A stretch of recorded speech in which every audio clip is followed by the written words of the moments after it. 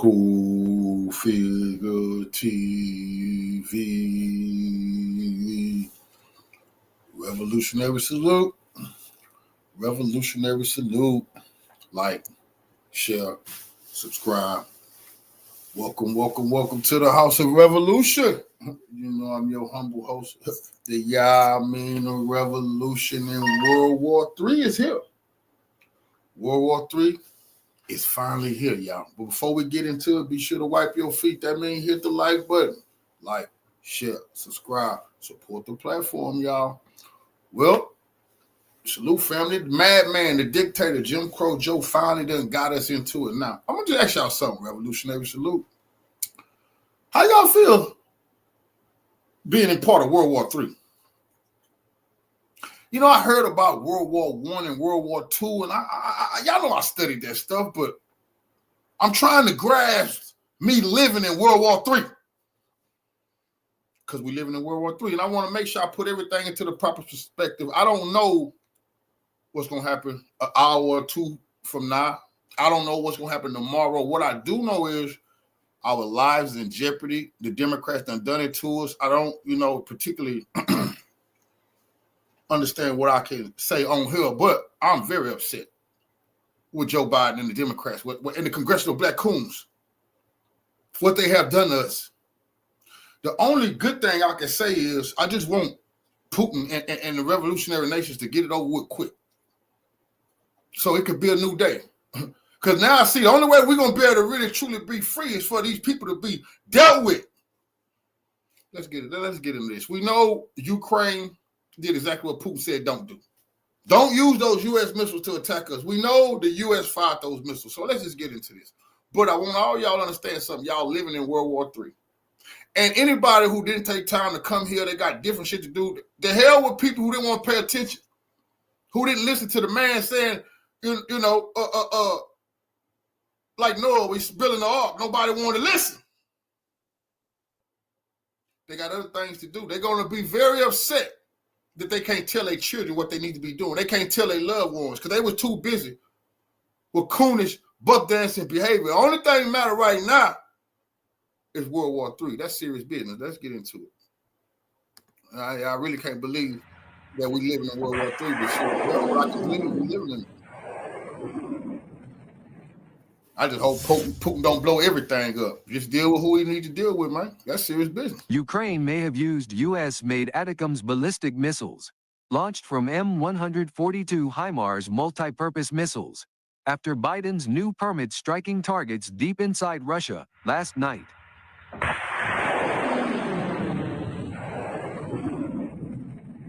The Russian Defense Ministry reported at 3:25 a.m. on November 19th that Ukrainian forces fired 6 U.S.-made ATACMS missiles into the Bryansk region, Russia. According to unconfirmed reports, the target appears to be... Because they got advanced air defenses. They knocked down 5 of them. One of the missiles they hit. Now, you think Putin give a damn that the attack wasn't as successful as they wanted to be? Hell no, because you tried him. That's all that matters. And what matters is today Putin updated his nuclear doctrine. Oh, they got a new nuclear doctrine now. Putin is a lawyer. He's a lawyer. And I said this before. Everything he do is by the book and is legal. They struck, then he made a new nuclear doctrine. So whatever comes next is going to be legal for him to do.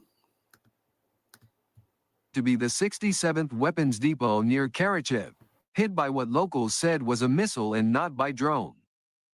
So far, the Ukrainian side is still hiding what was used to attack, claiming it was a weapons depot, but videos and images... should be arrested. Secretary of State Blinken should be arrested. Lloyd Austin, the Secretary of State, he should be arrested. If it's loyal people in the military, what are they waiting on? What the hell are they waiting? This is crazy, man. What happened to the enemies, foreign and domestic? We got enemies in America who putting their political objectives before our lives. This is serious business. They just lost the fucking election. And World War III is here. This is bullshit, man. have been widely circulated showing that Atacm's missiles were We fired. gotta have some generals that for the people do something about this shit, man. Before everybody die. The Defense Ministry added that 5 missiles were shot down by Panzer We ain't got no and Dr. King no S-400 more, man. NT. Dr. King would have been against this. And I know Farrakhan is old, man. We don't have nobody to say hell no. Our leaders love war and hate Russia. I've been warning about this. Now you don't have no black leaders come out and say, oh, hell no. Our people ain't come. Our people just come about abundance trying to get on our feet. You want to, listen, if the big war pop off, your ass definitely not coming out of poverty, man. This is what it's all about. This is what it's all about. Making sure we never get a chance to get on our feet. That's serious business, man. This is disgusting. And I'm trying to tell you, we might have to fight back. We might have to fight back for our God. We might not be able to wait on generals and somebody to be real men and women to stand up. This is crazy, man. Somebody gonna have to do something about this shit, man. Anti-aircraft missile systems. Before it's too late, I'm telling you.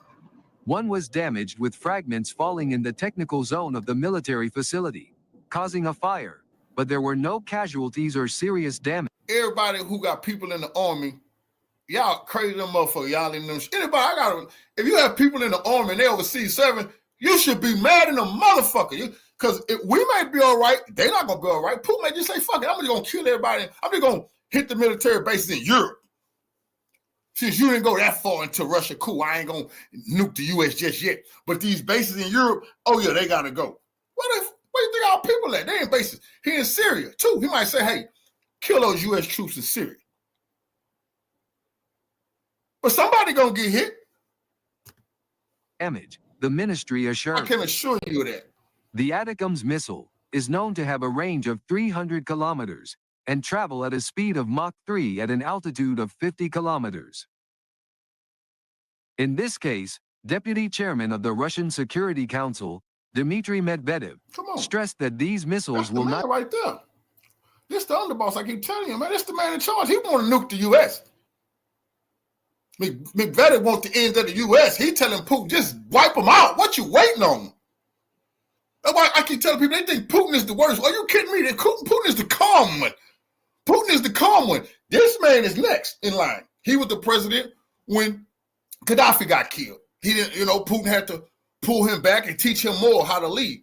He didn't veto the U.S. situation. I done talked about that. In the UN, Gaddafi got killed. He learned his lesson. He got played. Putin was very upset. But then he never forgot that they played him on the world stage like that. He been waiting on get back. And every time they've been talking tough, this man always the one to come out and say he ready to do it to him. I can tell you got the Communist Party in Russia. Putin ain't a communist. The communists ready to get it on. You talking about somebody want to rebuild the Soviet Empire? Yeah, the people that's next in line. I told these people, ain't people playing games. If Putin woke up, slipped in the shower, if he woke up, took a shower, and slipped and hit his head, it'd really be bad for us. That these missiles will not be able to make a significant contribution to the enemy's military operations. It is clear. Salute to our brother Plant Base for the donation to the War Chest. Revolution is way of life. Our brothers say support our good brother Core Figure TV. He trying to reach the people. We appreciate you, big dog. Stay enlightening people. I appreciate you, brother, for what you doing. So y'all appreciate all y'all that's in here. Everybody in here, because this is what it's all about, man. Y'all care about y'all loved one. Y'all got to teach them. Who will teach y'all loved one? And for everybody thought we just been wasting time, oh, y'all too radical. Do you hear me now, goddammit? Now we're going to get through this live. I'm going to tell something. We really need to be preparing ourselves. I want y'all to prepare. Like I say, I don't know what's going to happen next or tomorrow, but I do want y'all to know this shit is serious now. It's like the youngsters say, it's up there. The Democrats, they talking about democracy. They done gave the democracy a finger. Say, we don't give a damn we lost the election. We're going to make sure this shit fucked up for everybody. It's crazy that they did that. And if we survive whatever's going to happen, we need to remember that they did this to us, man. That's serious business. Clear that, despite the obvious propaganda intentions of Western publications, What is happening will have very serious consequences, Medvedev wrote on Telegram. Come on, man. The people warned them, don't do it. They did it anyway.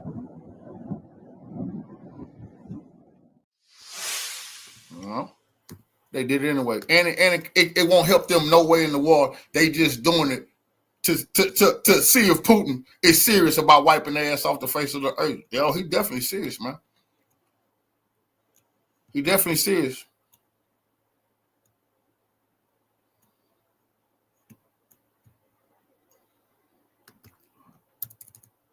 That was a terrible mistake.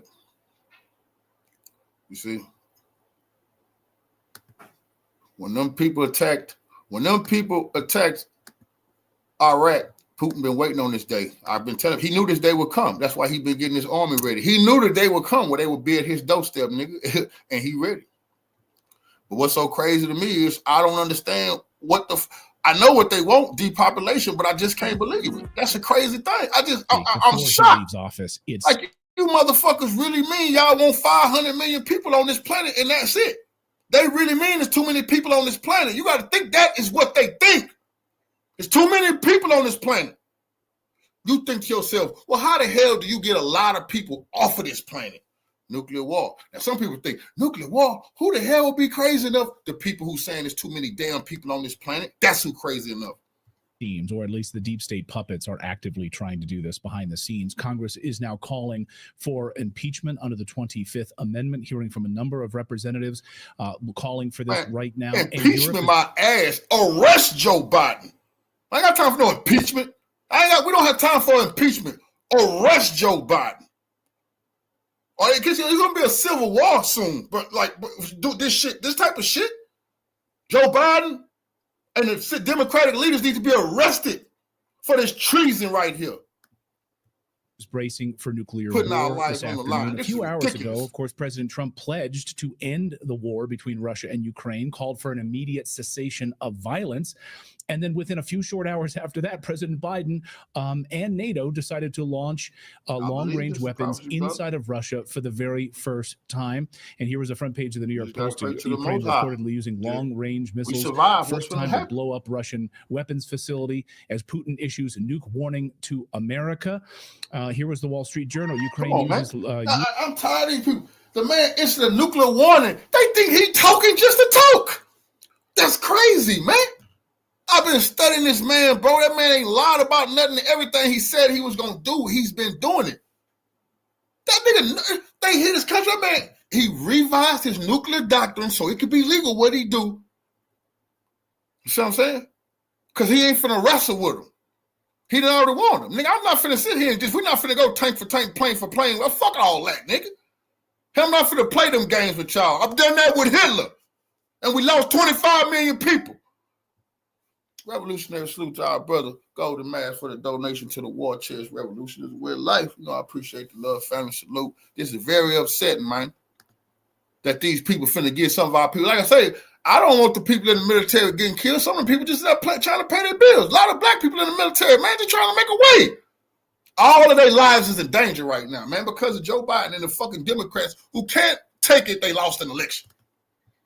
U.S. provided long-range missiles in Russia for the first time, and it was almost immediate. Like right after President Biden gave the green light to do this, Zelensky and NATO, with the coordination of NATO, make no mistake, this is not just Ukraine doing this. This is NATO coordination and this attack.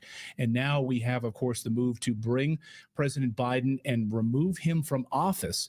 That's right, using Article 25, or the 25th Amendment, excuse me, and impeach President Biden. The congressman who's drafting that legislation right now, the articles of impeachment, is Congressman Keith Self from Texas, and he joins us now from Capitol Hill. Congressman, good to see you. Welcome to Redacted. Thank you for being here. Thank you so much for having me on this important issue. Congressman, what prompted you to jump into this and to say we're going to draft articles of impeachment? This is a violation of the Constitution. Well, I have drafted articles of impeachment. I sent them to the lead shop. We have language. This is treason. The American people just overwhelmingly voted against this war.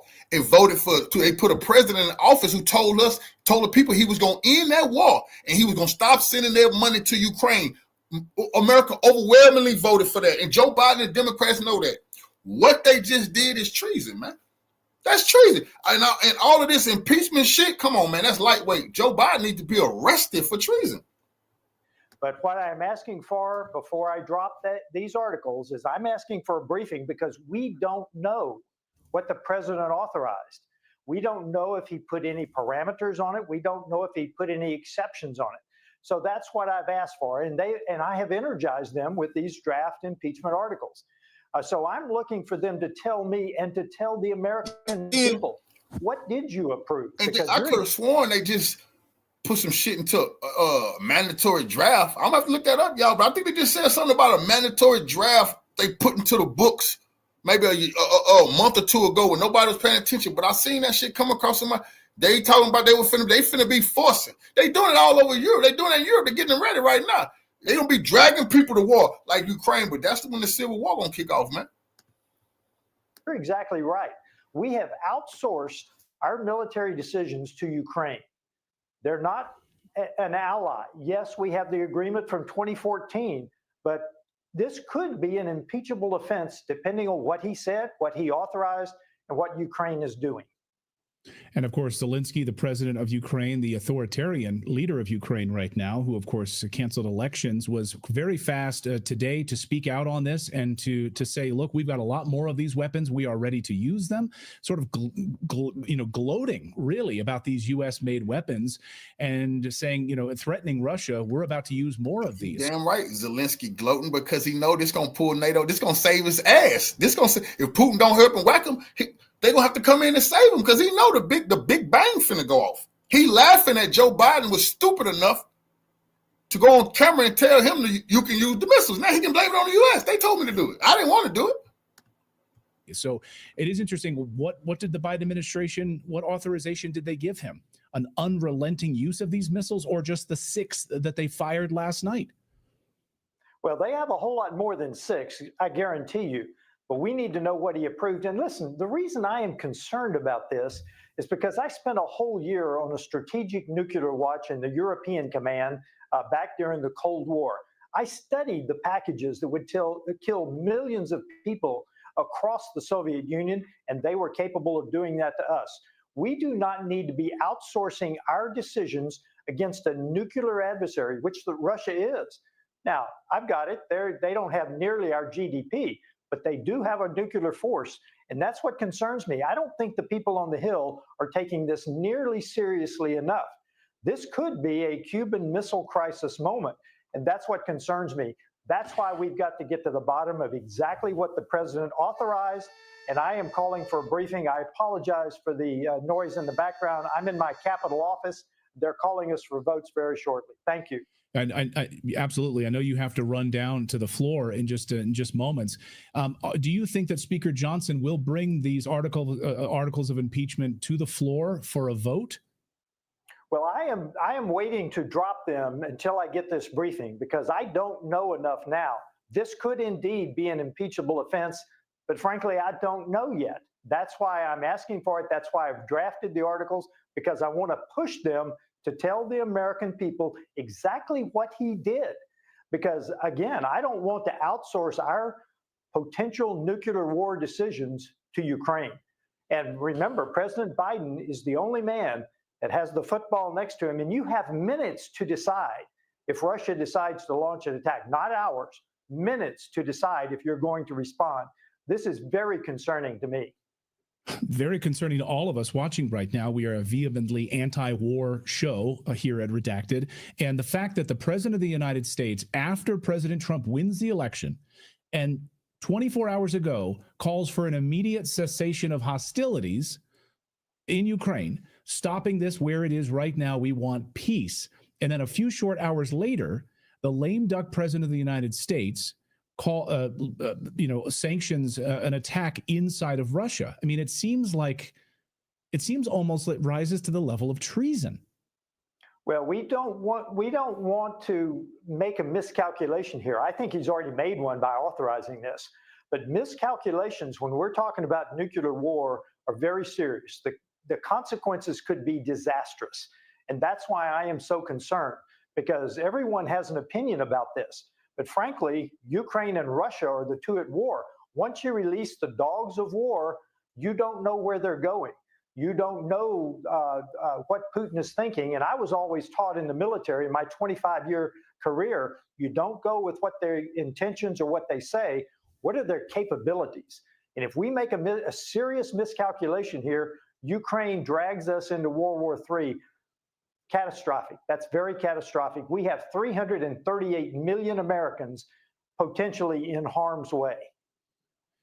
What is Europe saying about this? What would Europe's position? I mean, they seem to be they would be attacked first. And you have support from Germany, from France, from the UK. It seems like it's like a world gone mad right now, Congressman. Well, frankly, we are hearing unconfirmed reports that both the UK and France are going to authorize their Storm Shadow missiles to be used by Ukraine. Very analogous to our ATACMS, our long-range missiles. So again, if Europe is leading us into World War III, we don't want to outsource that decision. We want to keep it to ourselves, which is why we must know what the president agreed to. We'll get you out of here on this, Congressman, so you can get down to the floor for these votes.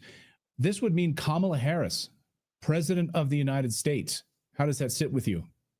It doesn't sit well at all. We do not want Kamala Harris, but I want the administration to admit what they did, and I want the House to take action because we need to be stronger. There's got to be an adult in the room on this conversation. And frankly, right now, I think it's got to be the House. It's not whoever's running the government. So I'm simply pushing people to be the adults in the room to say, this is not the direction we want to go. All right. Congressman Keith Self, who serves on the Veterans Affairs and Foreign Affairs committees. Revolutionary salute to our brother Plant-Based for the donation to the war chest.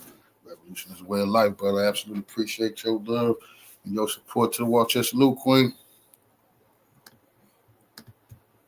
I'm bringing articles of impeachment, written them, just waiting for those to drop once we find out exactly what the president has authorized here. Ready to Thank roll you so up. much. Good luck with this. We appreciate you taking some time. Thank you so much. I appreciate your attention to it. Thank you, Congressman. Unbelievable. And if you think about this for a moment, we don't know what, I mean, it's really remarkable what the congressman said. We don't know what he's exactly authorized here because you have to go through Congress. Right. And you're Biden must be arrested. Biden must be arrested.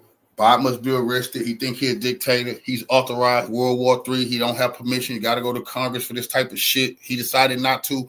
Americans just overwhelmingly elected Trump to stop that war.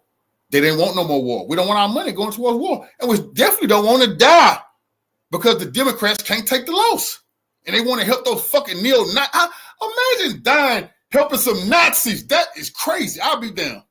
I'll be down if me and my people lose our life. In the history book say we died being some house niggas.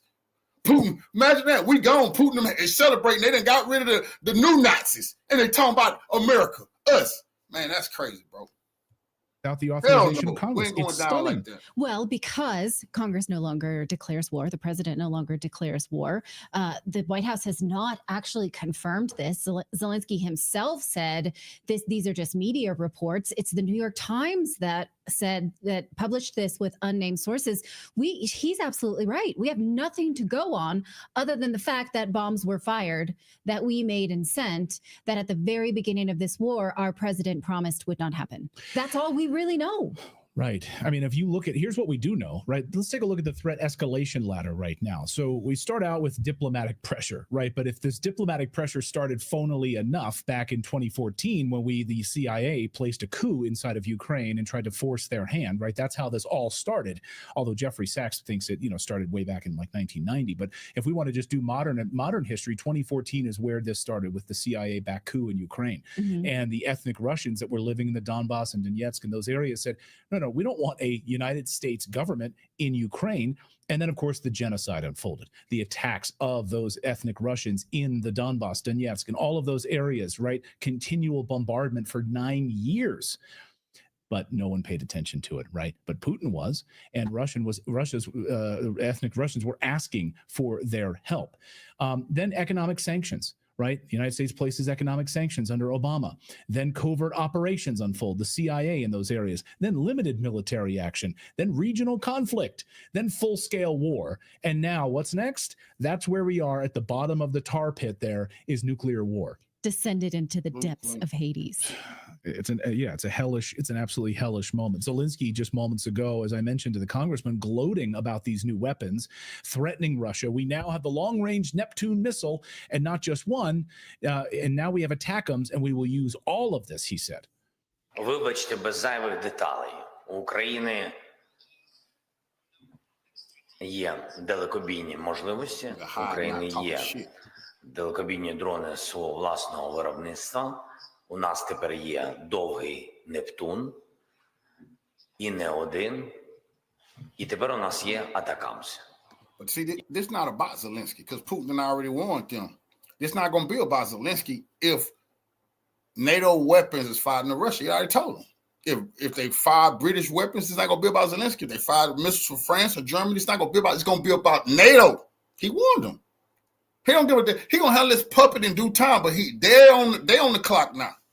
Their civilizations is targets now. He don't warn them. And only a fool would sit here and think Putin playing games and everything on the line. Are you crazy? There's people behind him waiting on him not to be strong enough. Man, they will overthrow that man right now in Russia. This ain't no game. No matter how, they're not finna kneel to Russia. I mean, to the Americans and the NATO. Putin don't have no choice. Oh, good. So we've got lots of them. And as the congressman said, he has way more than 6 of them to use. Putin, of course, responded a few weeks ago and asked, what would this mean for NATO and Russia relationship if the United States NATO launches long-range weapons into Russia? Это означает, что страны НАТО, США, европейские страны воюют с Россией. Yeah, plain and simple. It's as cut and dry as possible. Have you considered that possibly we may have saved ourselves by voting in Trump because Putin knows that the administration that's authorizing this is on its way out and that he'd say, well, we deflected these. We can fight. Fuck that. Hell with that. See, we as Americans, and I just heard somebody else say that earlier, one of the analysts, and we're going to be hearing them say that later, that maybe Putin will show us some more mercy. I said, what you mean? He can't show enough mercy to these? Oh, man, no. Only way we're going to actually be okay is for the people who are over us to get dealt with. And like I say, some of us may not make it. But we cannot live under this yoke any longer. This is a blessing, you know. It's stressful, but shit, hey, we're going to have a new day once to get it over with. They keep playing these dangerous games. Now it's time. The time is here now. They didn't listen.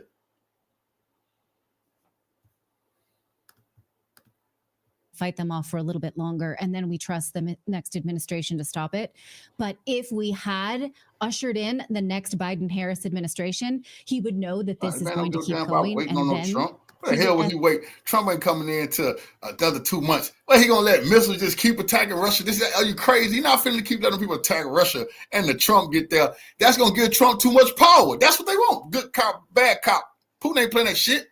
So then Trump come in and he get to make the deal to stop Russia from getting attacked. Are you crazy? No, that ain't going to be what's happening. Escalate like that? Have you considered that? I have considered that. I mean, I saw someone in the chat just a second ago saying Trump can't get in there soon enough. Right. Go ahead, Philip. Well, I was gonna say, like, but that works. The de-escalation only works if they can actually take each of them out of the air. Once one of them lands, if one of these missiles lands in a like a urban center, then all bets are off.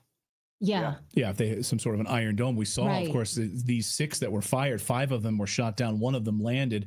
It struck next to a military facility, I think so. Colonel McGregor is going to be joining us here in a little bit and give us some more insight into exactly how this unfolded. So yeah, fortunately there was no casualties in this.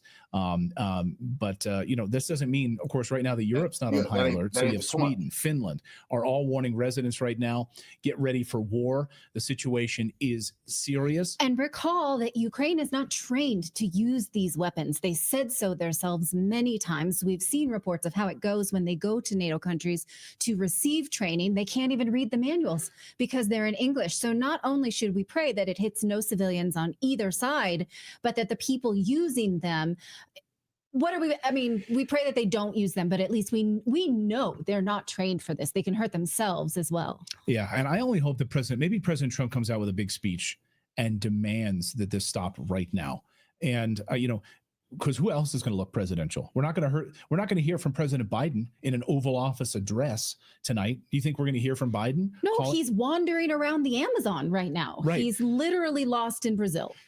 So this is unbelievable. Everyone, Mo, must have received their CIA talking points this morning. Looks like the CIA sent out their memo for everyone to say the exact same thing. So you wonder where these deep state puppets are operating from. Everyone, they were almost like copy and pasted this stuff. So this is literally, here's Guy Verhofstadt.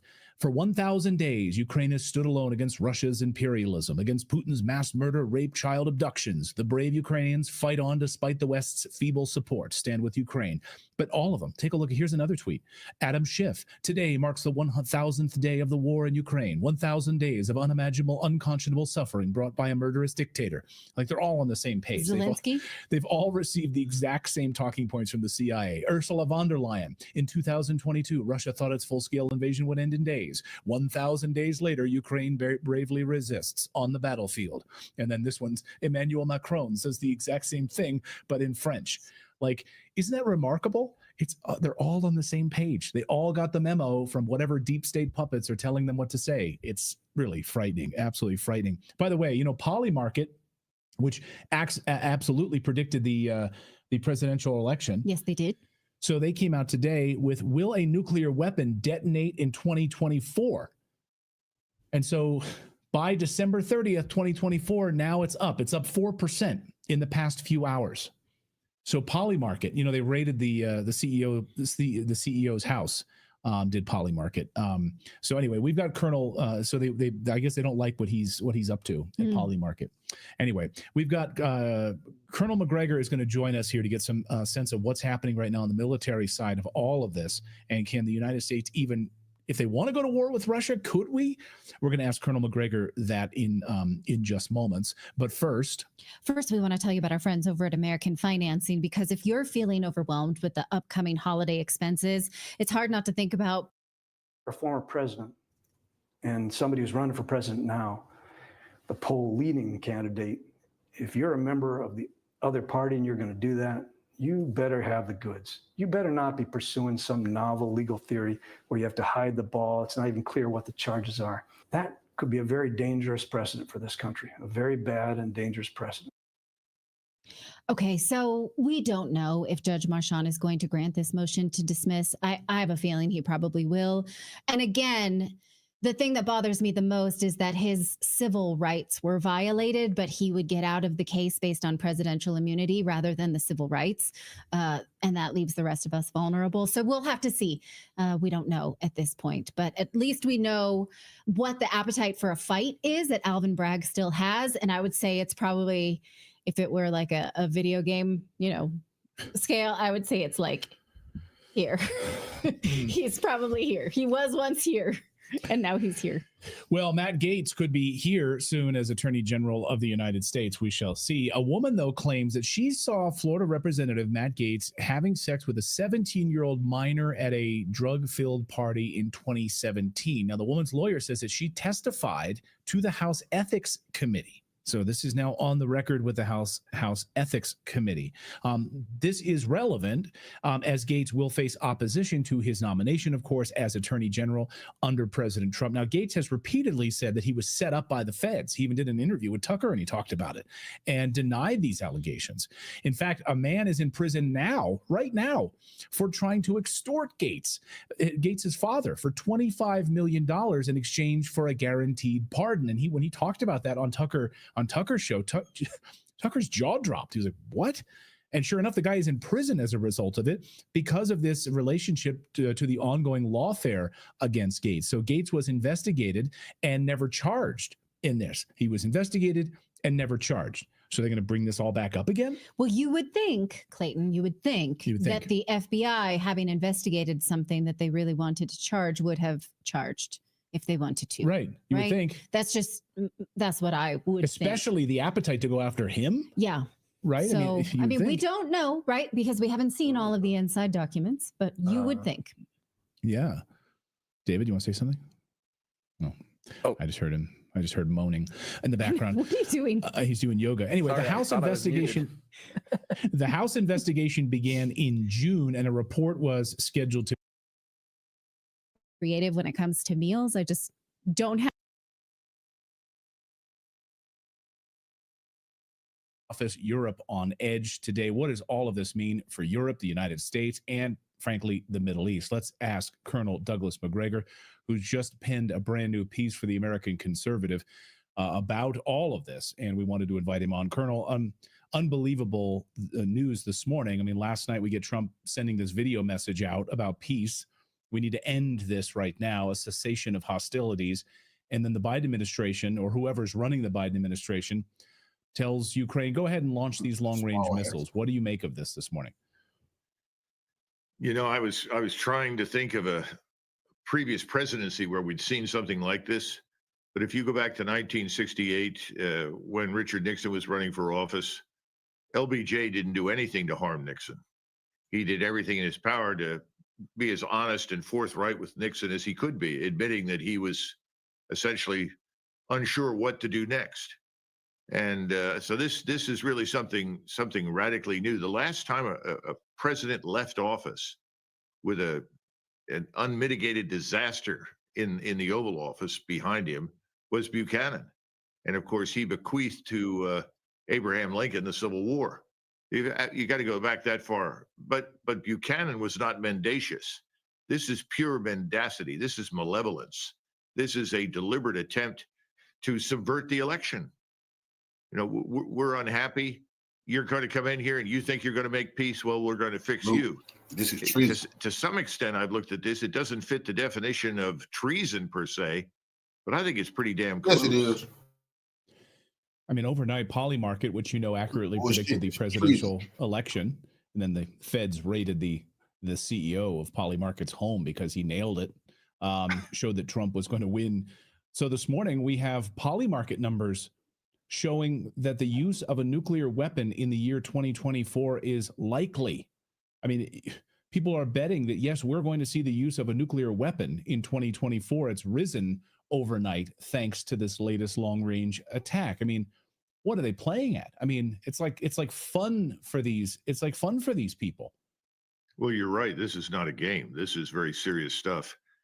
And President Putin earlier today signed a new description of the use of nuclear weapons in Russian strategy. In other words, he's changed the approach, saying that effectively, if we're attacked in overwhelming numbers by conventional forces across our border, whether these are manned or unmanned systems like the ATACMS missiles or cruise missiles, we reserve the right to use essentially a nuclear weapon to strike the territory from which the attack was launched. Now, this was not an overwhelming attack. What Zelensky did was launch 6 ATACMS missiles, 5 of which the Russians successfully intercepted and shot down. The 6th struck near a location in Russia called Karachev, where there is a stockpile of weapons, but it didn't hit the stockpile. It simply started a small fire, which was quickly put out. Now, Vladimir Putin and the Russian state want to put an end to this war. There's no question about it. They would like it to end. And they know that President Trump is certainly willing to try and end it. So this gives them an incentive to exercise more restraint until he arrives.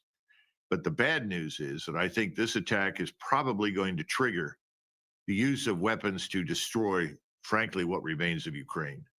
We know that over the weekend, they already struck the power grid in Western Ukraine, which means that the people in the West, as well as the East, in the areas controlled by the Ukrainian government right now, are all going to freeze through the winter, which is a disaster. So of course, they just said they were going to cut off natural gas to Austria as well.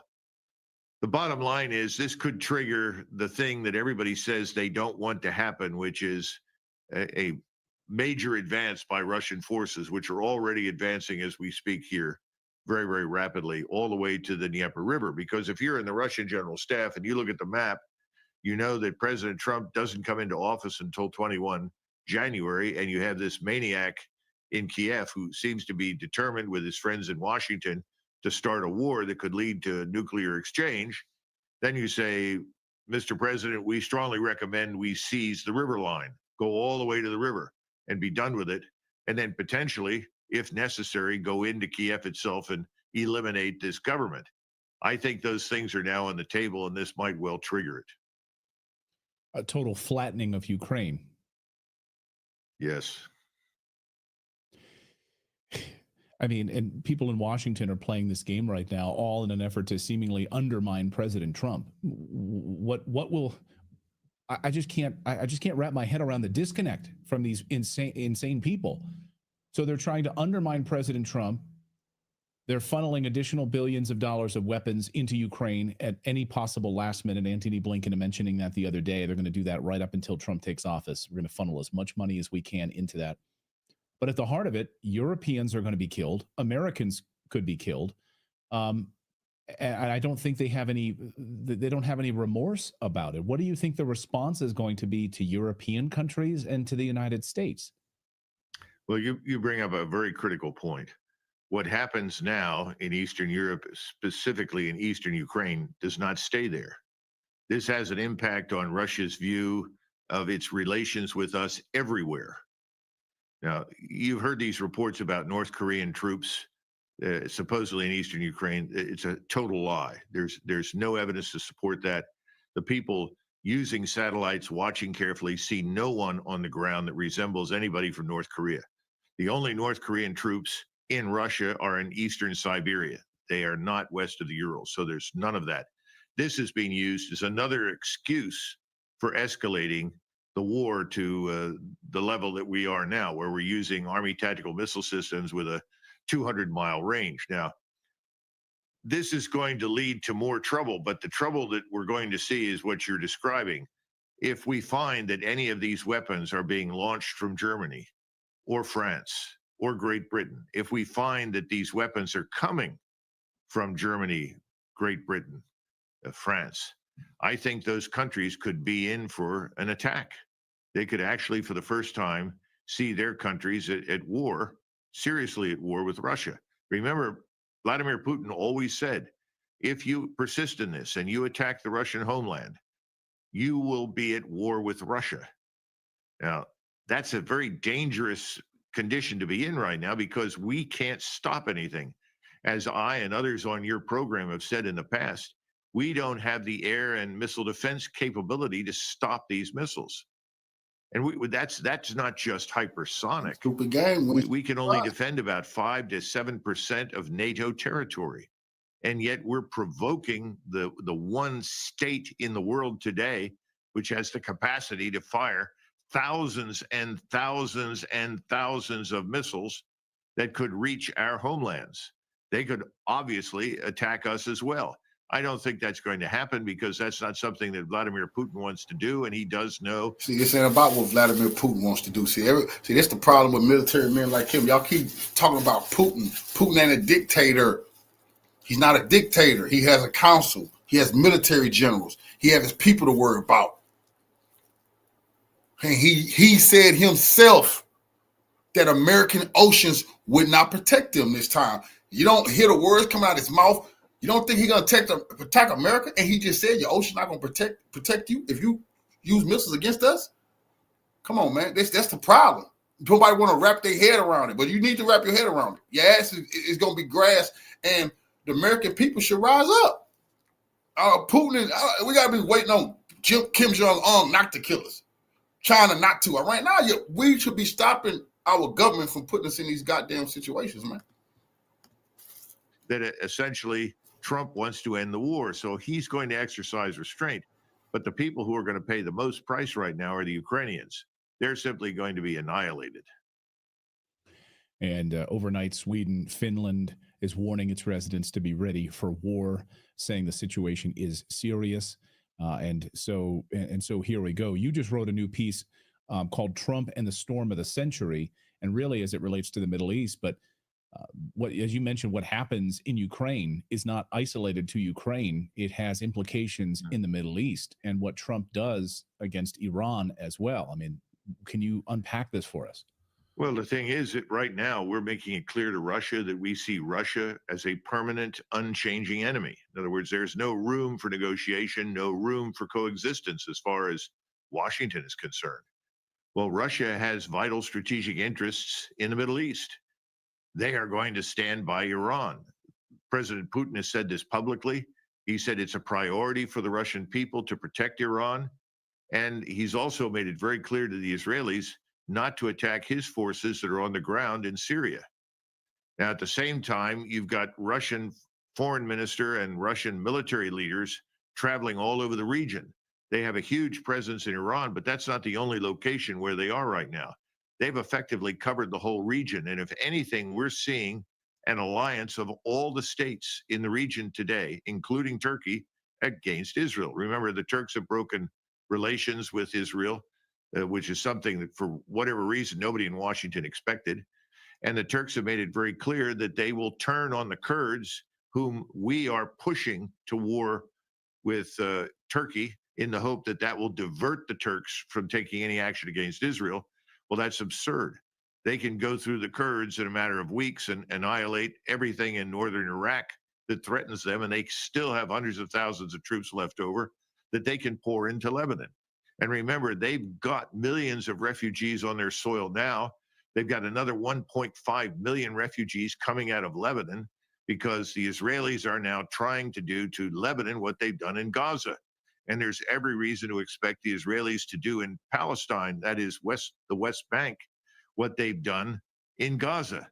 The Egyptians have now formally met with the Turks, the Egyptian military. They will cooperate. And Jordan is close to exploding. There are 11.2 million Palestinian Arabs living in Jordan who formerly lived in Israel. They are on the verge of exploding. So the entire region is a powder keg.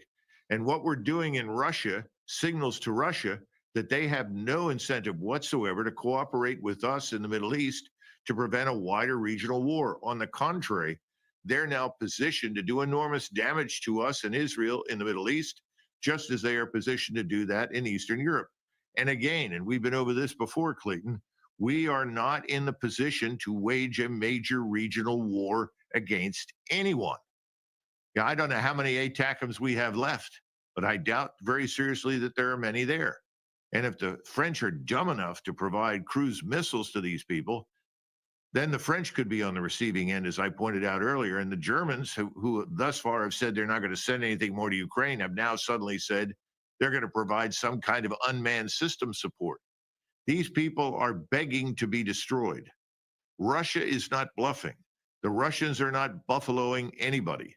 And people in Washington still don't get it. I don't know why, but they don't. They're playing an incredibly dangerous game, and it seems like the Biden administration is purposefully trying to sink a Trump presidency, hand him a massive regional war or world war, to, as you mentioned, to buffalo his presidency. You've served under President Trump. As you've seen his cabinet come together and these pieces, obviously he doesn't take office for another 60 days. What do you think Trump's biggest blind spot is right now, heading into both a powder keg in the Middle East and Russia? Under normal conditions, President Trump is someone who understands that war destroys presidencies.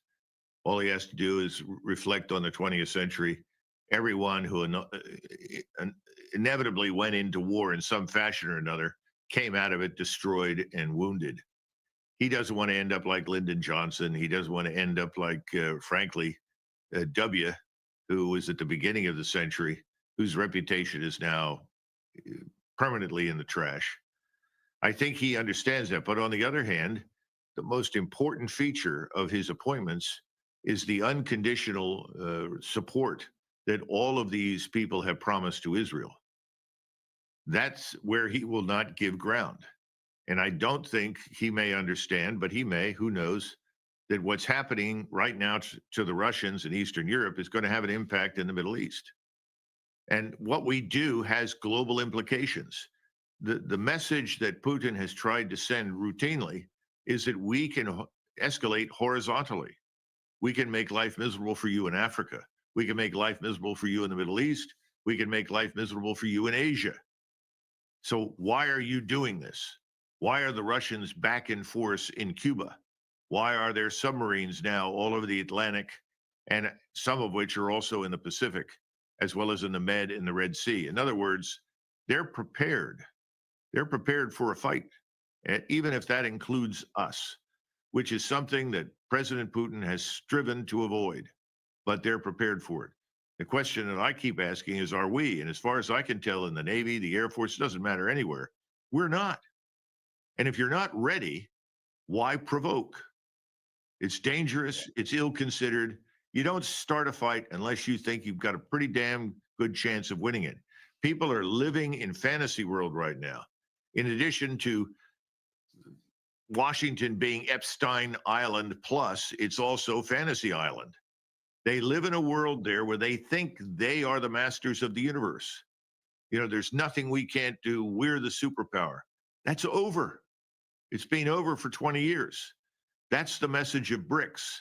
That's the message that the Russians, the Chinese, not just them, the Indians, the Brazilians, everyone is sending that message to us. Behave like a normal nation. Go back to behaving the way we used to behave, which is we wanted to do business with everybody. We didn't want to bomb them. So we got to get out of the bomb, and get back into business, business, business. And we'll find that we can be very successful and our economy will recover. But the path we're on right now is confrontation. And I think that President Trump, on one side from Biden, but yet on the other side, because of this obsession with Israel, and Israel is not defending itself. Israel's engaged in a major offensive war across the region against all of its enemies and expects us to destroy them for them. This is a catastrophe, in my judgment, strategically for us. And I think it's a catastrophe for everybody else. Nothing good is going to come out of this. Nothing good is going to come out of this for Israel. Well, Colonel Douglas McGregor just penned a new piece. I encourage all of you to go and read it this afternoon, called Trump and the Storm of the Century. It's essential reading. We'll link it up today in the description of the live show today as well. So thank you so much, Colonel, for joining us. Thank you for your analysis. He might not be alive by the time Trump. Fingers crossed. We got to stop this now. Thank you, Clayton. Thanks, Colonel. Appreciate it. And I should mention, we also just penned, I co-authored a brand new piece on how Trump plans to go after and dismantle the deep state, because who's pulling the levers right now? President Biden is out to lunch. He has dementia. Kamala Harris is out, doing whatever she's doing, or hanging out with Oprah or whatever, giving her some more money, or maybe trying to raise money. So which deep state swamp rats right now are actually orchestrating all of this? Who in the CIA? Who at the State Department is actually carrying all of this out? So I've co-authored a new report on this. If you want to read it, I think highly encourage you to read it. Went through a lot of analysis on who these people are and where they're hidden right now, and what this plan is to dismantle the deep state. So go grab it. Just go to our URL there. It's redacted.inc/.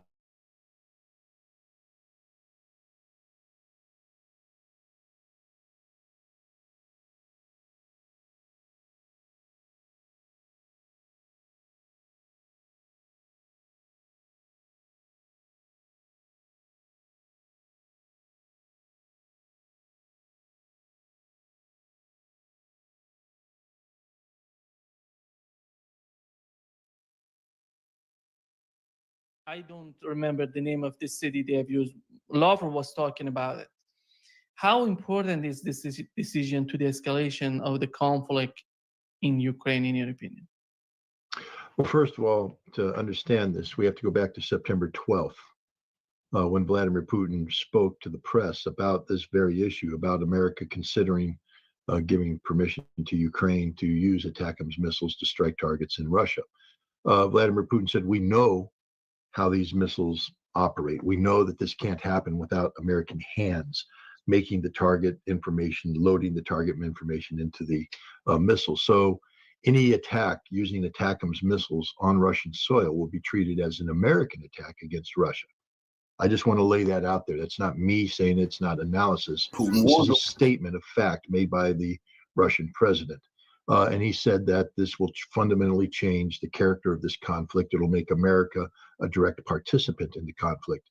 The UN ambassador, the Russian ambassador to the United Nations, the next day went a step further. He said for the United States to do this would be a declaration of war against Russia. And then Anatoly Antonov, who was at that time the Russian ambassador to the United States, furthered that by saying that America won't be able to hide behind the Atlantic Ocean, that the consequences won't be limited to just Europe, that America will be a target itself. Those three inputs, I think, helped stay the hand of the United States. Joe Biden didn't sign off on that decision, and that held until now. Now, Joe Biden hasn't come out and said things officially. Indeed, his State Department came out and said, we have no new news to put in, but this is part of the tactic. You see, NATO and the United States believe that Russia is bluffing. They don't believe anything that Vladimir Putin said is real, that Putin is just talking, but there won't be any consequences for their actions. But rather than give the Russians a hook by announcing a formal change in policy, it just happened. As Zelensky has said, the president of Ukraine, we'll let the missiles do the talking. Well, the missiles have talked. This isn't the Ukrainians claiming an attack. This isn't the United States saying that they authorized this attack. This is the Russian Defense Ministry saying that 6 ATACMS missiles were used against a target on Russian soil. 5 of the missiles were shot down. 1 of the missiles was hit, but managed to hit the target. Debris hit the target, and there was some damage done. I bring that up to underscore that this isn't about the ATACMS missile being a game changer. This is about calling Russia's bluff. The United States has said, we don't believe you, Vladimir Putin, that there will be consequences to this. And as long as Russia doesn't respond forcefully, this is the beginning of what is a 2-month crash program to make Ukraine part of NATO. This is Zelensky's victory plan. A key component of the victory plan was unshackling him when it comes to being able to strike targets inside Russia that he believed has to be struck in order to better defend against Russia's ongoing offensive. These attacks that are taking place now are done in relation to the Ukrainian incursion into Kursk and appear to have been limited in that regard. Why is Kursk important? Well, earlier this year, Ukraine sent 20 to 30,000 troops into Kursk, which is Russian territory. It's not territory of dispute. It's not Kherson, Zaporizhia, Lugansk, Donetsk, or Crimea. This is Kursk. There is no debating what Kursk is. It is Mother Russia.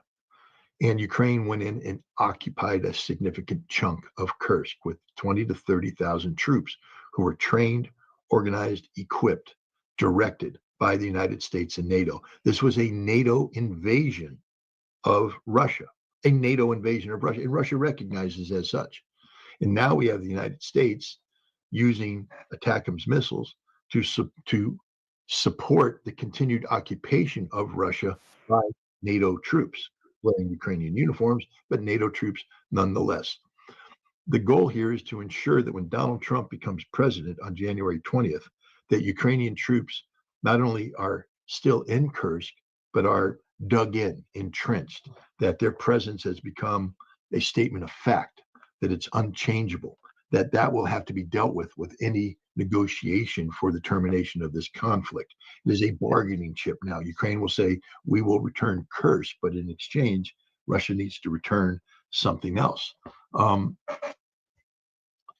Left to their own devices, Russia will have cleared Kursk out by January 20th. Kursk was in the process of being depopulated of Ukrainian invaders. But now with the ATACMS, the goal is to disrupt Russian command and control, air power, logistics, etc., to help strengthen the Ukrainian position.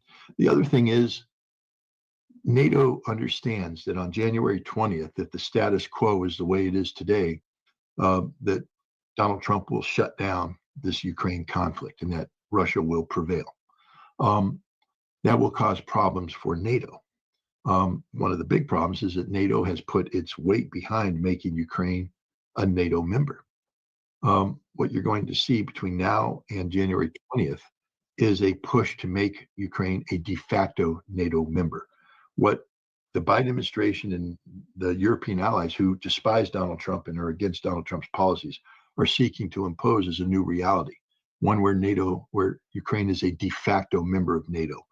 That means that not only are they using ATACMS, Storm Shadow, and Scalp, they'll be given new long-range systems that can strike deeper. And of course, Russia's bluffing. So there will be no consequence for this. Russia will continue to do what they're doing, which is to put out lots of words and do nothing. That's the perception. And this will embolden them to put troops on the ground, initially as advisors, but then they'll come in as more, as smaller units to grow into bigger units. But the bottom line is to have several thousand NATO boots on the ground in Ukraine on January 20th. There's a possibility that Poland will now extend its air defense umbrella, a NATO air defense umbrella, into Ukrainian territory to start shooting down or engaging Russian missiles, which is something that the Ukrainians have been asking for now, and maybe even project air power in as part of that interdiction, creating a de facto no-fly zone. At that point in time, with those components, Ukraine is a NATO member. When there is a ceasefire, there will be a NATO presence on Ukrainian soil that guarantees that, contrary to Russia's stated goals and objective of having a neutral Ukraine will be a NATO member. This will be a strategic defeat for Russia. That's the direction we're heading. There's a couple things about this. One, as an American, I take umbrage because the American people voted on November 5th and said that's not the outcome we're looking for. They voted for a president who said, I'm going to bring this war to an end. I'm looking for a peaceful resolution. I'm not looking to expand this war. I'm not looking to pour another $184 billion into a losing proposition. And despite the fact that the American people voted for this, and this is the intended policy direction of the Trump administration on January 20th, the lame duck presidency of Joe Biden has said, we don't care what the American people said. We don't care what Trump wants. We're going to change the game in the 2 months we have left in office. This is fundamentally undemocratic, but moreover, it's fundamentally dangerous. Because what if Russia's not bluffing? What happens when Russia says, okay, we warned you, and now we're going to take action? We now find ourselves moving headlong into a direct confrontation between Russia, the United States, and NATO that will inevitably go nuclear. That's the stakes here. And then you have to ask yourself, why is Biden gambling like this? Is Ukraine worth the survival of the world? That's a fundamental question everybody, including the supporters of Ukraine, have to ask. Is defending Ukrainian democracy, Ukrainian sovereignty, the fundamental issue of our time? If Ukraine was defeated by Russia, does the world come to an end? The answer is no, it doesn't. But Joe Biden and Europe and NATO have just made it an existential issue, that because of Ukraine, the world is now facing the potential of thermonuclear global war on a global scale, the termination of all human life as we know it. This is an outrage. This is an insult to the American people. This is an insult to the international community. And I would also ask, what has Joe Biden will say that he can do this because of the War Powers Act. And of course, he's right. But Congress passed the War Powers Act not to give the president carte blanche to engage military forces, but for the president to use military forces in the times of an emergency where he can't otherwise come to Congress. So if Russia attacked NATO, the president could authorize military response while he prepares to brief Congress on this. But Congress alone has the constitutional authority to take America to war.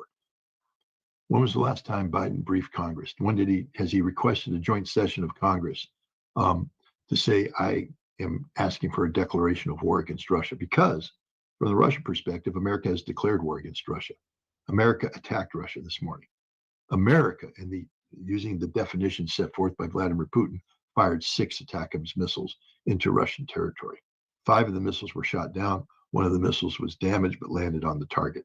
But nonetheless, 5 missiles fired by the United States, because these missiles could not have been fired without American involvement, struck Mother Russia. That's an act of war in anybody's book, and that's where we're at today. The United States attacked Russia this morning. Now the question is, what is Russia going to do about it? And what are the latest changes in the Russian nuclear doctrine, Scott, that they were talking about recently? Well, Vladimir Putin signed off on a doctrine today that he has been talking for some time. And one of the key aspects of this is that Russia will treat any large-scale attack by Ukraine, United States, and NATO using missiles against Russian territory as an existential threat, and they can respond with nuclear weapons. So I just want everybody to understand, under Russian doctrine, what happened this morning could theoretically trigger a nuclear response. Yeah. I mean, that's the importance of this. And that's why he did it, because he's a lawyer. He wanted to make sure he's worried about his law. He's not worried about U.S. law. He's not worried about. He's worried about the law in Russia. He just made it illegal to use nuclear weapons for what they did. Doctrine, and the thing is, the West looks at this document and says, "Well, Russia's bluffing. They're not going to do this," and so they start small. Well, it was only 6 ATACMS missiles. Is that really a large scale? But this will be emboldened because now France has said you can use Scout missiles. Great Britain has said you can use Storm Shadow. Zelensky's building his own. He has the drones. And now if you get all of these to act in concert, let's say on a given day, instead of 6 going in, you have 12 ATACMS, 15 Scalps, 20 Storm Shadows, and 100 Ukrainian drones. That's a mass attack against Russia. And Russian doctrine says they can respond with nuclear weapons. Do you really want to call Russia's bluff on that? Is that really something you want? Is this an issue that is so fundamental to the survival of the world that we're going to put the survival of the world on the table to confront it? And the answer is no. But that's the direction we're heading right now. I personally don't believe the Russians are bluffing, but we'll have to see, because the Russians, they seem to be they fell into the diplomatic trap. I keep hearing the Russians say, well, we haven't heard anything official from the United States. Oh, yes, you did. 6 ATACMS missiles struck Russian soil. That's the official statement there, my friend, because it couldn't have happened. Your president acknowledges it couldn't have happened unless America made it happen. And the military doesn't operate on its own. The military is a function of a command and control system with the commander-in-chief at the top. The commander-in-chief had to authorize this to take place. So don't wait for Jake Sullivan or Anthony Blinken to come out and formally state something. This is the game they're playing, because rightfully so, the United States knows that Russia is a very legally oriented government, and therefore Russian government is loath to take action until the United States formally articulates a policy change. The policy change has been articulated. They fired 6 ATACMS missiles at you. That's all you need to know. And the sooner Russia acknowledges this reality, the sooner they can act. If Russia doesn't nip this thing in the bud, and normally I'm somebody who advocates for peace and peaceful outcomes, but understand this. The reason why I voted for Donald Trump, and I did vote for Donald Trump, despite all the misgivings I have about Donald Trump, is that when I took a Kamala Harris administration and projected it forward and ran through all the iterations, I came up every single time with nuclear war being waged 6 months to a year into a Kamala Harris thing. A vote for Kamala Harris, in my opinion, would have inevitably resulted in a nuclear conflict. The Trump campaign published an op-ed piece in The Hill, written by Donald Trump Jr. and Bobby Kennedy Jr., that said they want to bring an end to the conflict in Ukraine and prevent a nuclear war. That's the policy direction they're headed on. But now we have a Biden administration that is going to do what the Harris administration, they're going to compact 6 months to a year of Harris administrative policy into 2 months. This is a very, very dangerous situation. I don't know how to say it any more than what I have. If the Russians don't nip this in the bud, if they allow this to continue, that 2 months will result in deployment of NATO troops onto Ukraine, NATO air power projected over Ukraine, NATO missile defense projected over Ukraine. Ukraine will become a de facto NATO member. And that is an existential issue for Russia. Russia can't allow that to happen, and therefore there will be a nuclear war. So everything I was afraid was going to happen in 6 months to a year is happening now in compacted form. Russia needs to nip it in the bud right now. I can't tell Russia what to do, but Russia has said, I mean, we've had Russian officials come out and say it. A senior member of the Russian Senate who is involved in the Defense Committee has said that if this happens, at a minimum, Bankova Street, that's where the Ukrainian government is in Kiev, disappears. And he's talked about using a new weapon, not nuclear, but a weapon of unprecedented power. And we know what that weapon is. The Russians call it the father of all bombs. It's a giant thermobaric weapon that uses aluminum powder, a mix of aluminum powder, but it will be released over the target. It will encompass a giant area with aluminum powder that will then be ignited, and the overpressure will flatten everything and kill everybody in that radius. And it's a massive weapon that would literally gut downtown Kiev. That's what needs to happen right now. The Ukrainian government needs to cease to exist. Russia needs to act on its words, because if it doesn't, that's a fact. Then Zelensky will be empowered. He will believe that his victory plan can succeed in the West, because of Zelensky's continued survival, will start to reinvest in him in a very short manner and commit forces. Otherwise, they wouldn't. Russia can only stop this thing by destroying the Ukrainian government. And if they fail to do so, I'm afraid we're headed down a path where this leads to a nuclear war. Many people who are supporting Biden's decision on this, they don't consider that the use of nuclear weapon is like a revolution, Scott, in my eyes. It happens just once and just destroy everything, just bring down this whole system. And it's not a protest, it's so important, but it doesn't seem that in the eyes of Europeans. Here is Starmer talking about this, Scott. Game changer. Well, I'm not going to comment. It's been confirmed. It's been confirmed by Russia that they have landed in their territory. Beth, you will understand. I'm not going to comment on operational details. In principle, are the missiles a game changer? In principle. The reason that I'm not going to comment is, I think, well understood, which is Putin is the winner if we do so, and it will undermine Ukraine, and I'm not prepared to do that. Just quickly, Russia's also threatened nuclear escalation. Are you comfortable with that when people at home are watching this, worrying that you could put us at risk? Well, it's very important. It's very important that we're steadfast in our support for Ukraine. Russia is the aggressor, even if Russia unleashes nuclear war. Russia has to be the one that makes the move to stop this war. It's within their gift. But we must support Ukraine. It's impacting not just Ukraine, it's impacting the rest of the world, including the UK. Is your message to viewers back home that there will not be a nuclear war? Because that is what Russia is threatening. These people are not concerned about anything of that nature. He thinks Russia's bluffing. I would just ask people to read, again, Annie Jacobson's book, Nuclear War.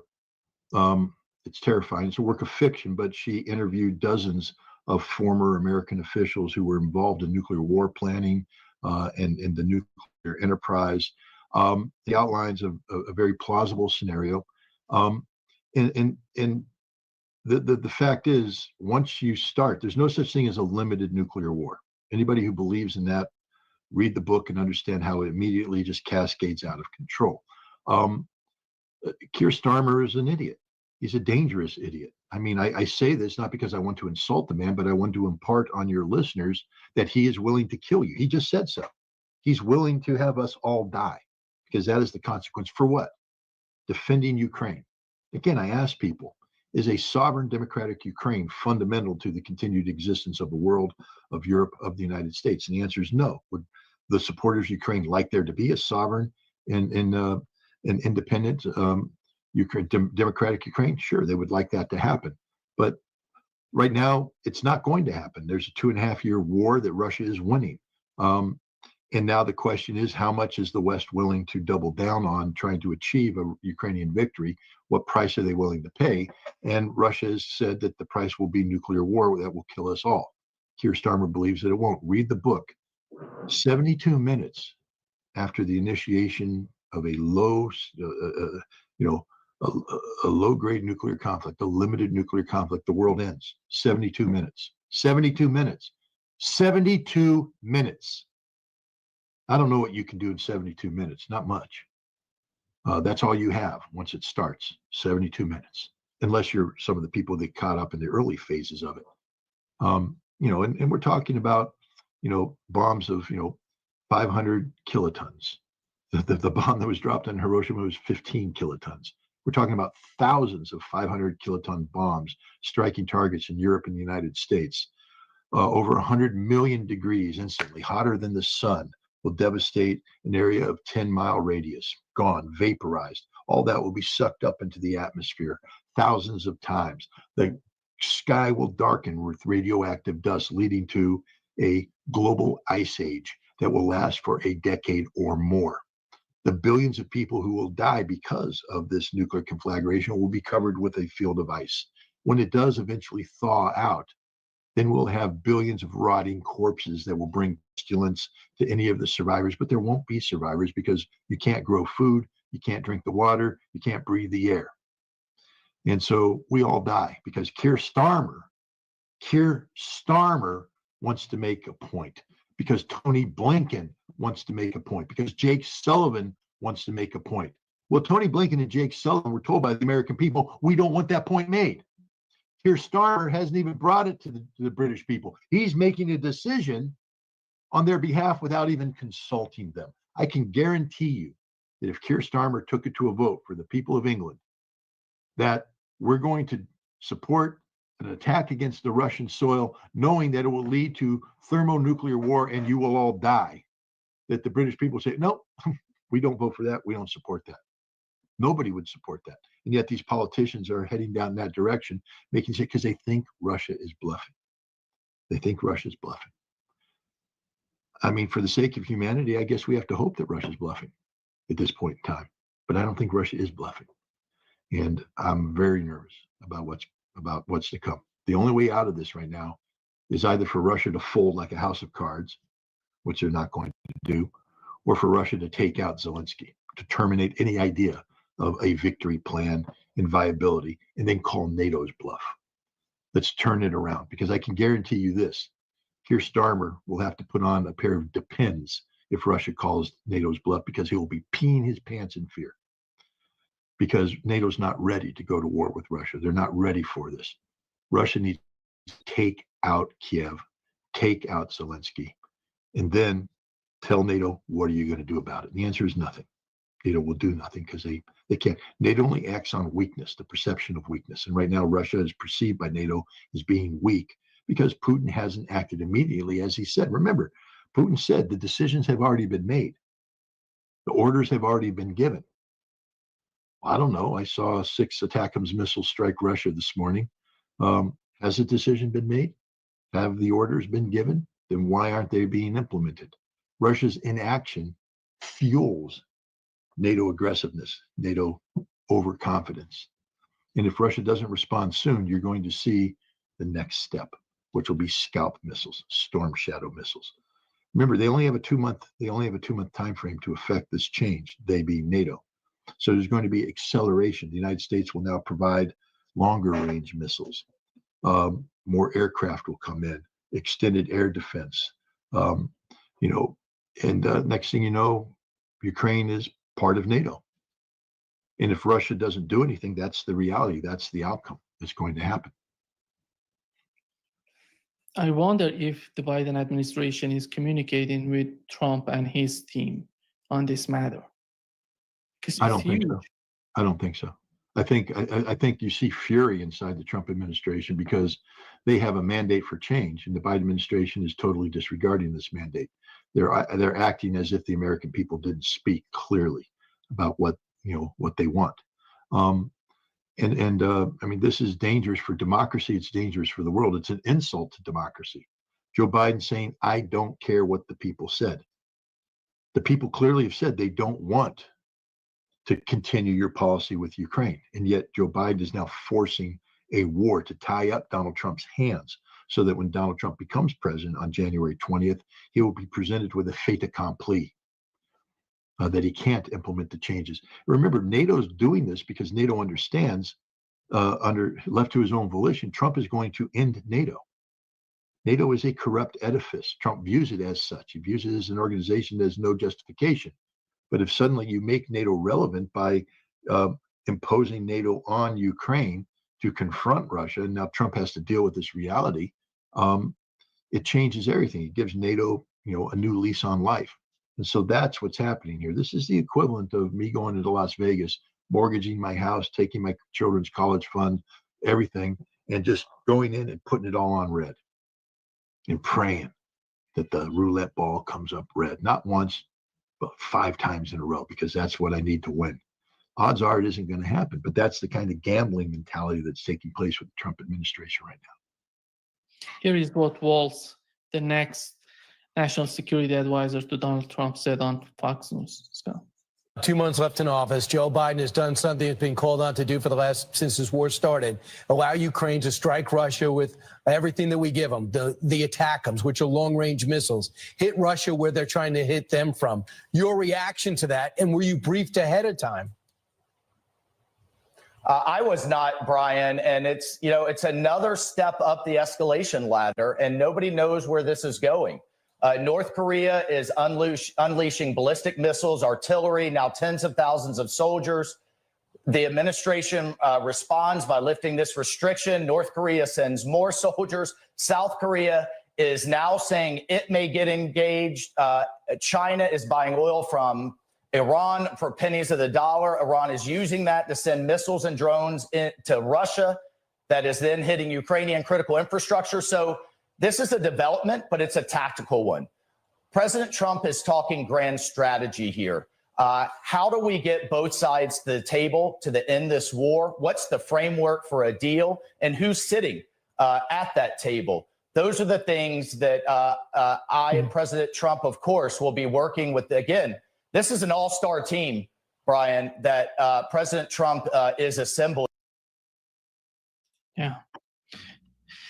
Do you find it that right now with this decision that would bring some sort of difficulties to the relationship, there is no relationship, to the talks between the United States and Russia in the Trump administration?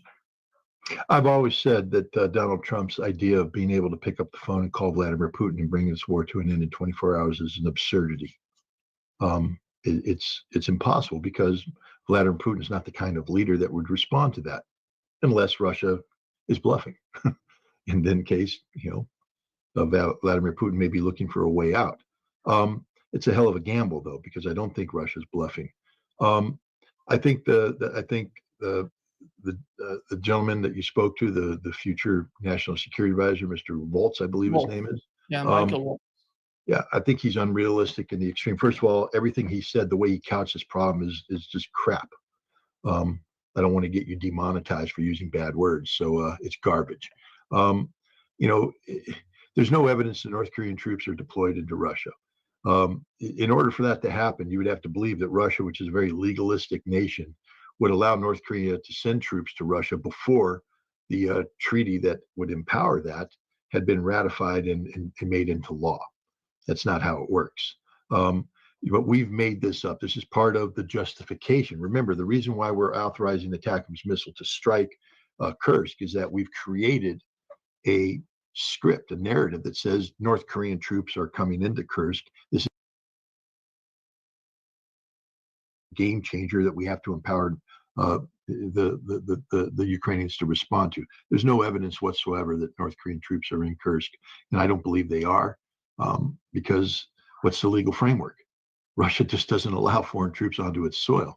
There has to be a legal framework. That legal framework didn't exist at the time when we said North Korean troops are coming in. So, no, we made this up, and we're making it up because we also want South Korea to start shipping munitions and weapons to Ukraine. South Korea was hesitant to do that, but now with this so-called North Korean escalation, South Korea is now engaged. This is about, once again, the United States lying to the world, lying to the American people about a non-existent threat in order to justify military action. It's the same model of lies and deceit that led us to a war in Iraq.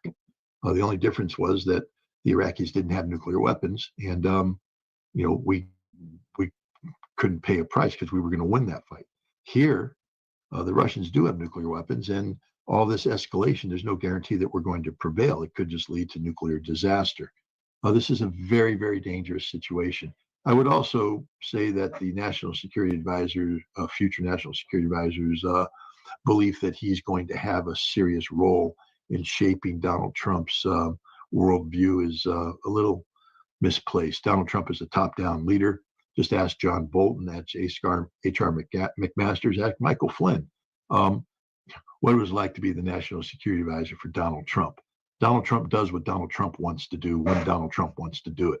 And the others aren't going to advise him. The person that has perhaps the most influence over him will be Tulsi Gabbard, who won't allow this kind of garbage to be fed to him, this falsified intelligence. She will dig down and say, no, Mr. President, there's no evidence of this. This is the truth. This is what's happening, et cetera. And then the president will turn to the National Security Advisor and say, I want a meeting with Putin, and your job is to make that happen.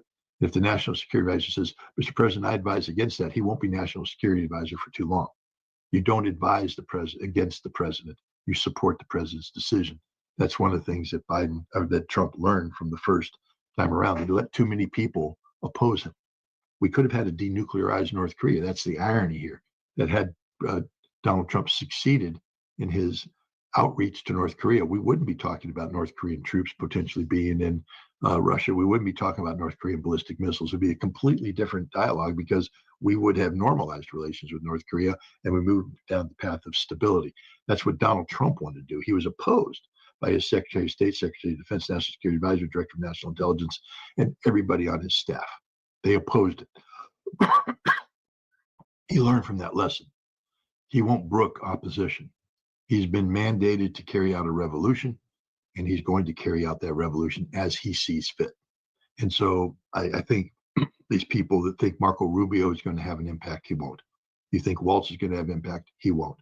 The one who will have the most impact is Tulsi Gabbard, because as Director of National Intelligence, she gets to brief him on the worldview every morning. And that conversation will shape Donald Trump's worldview.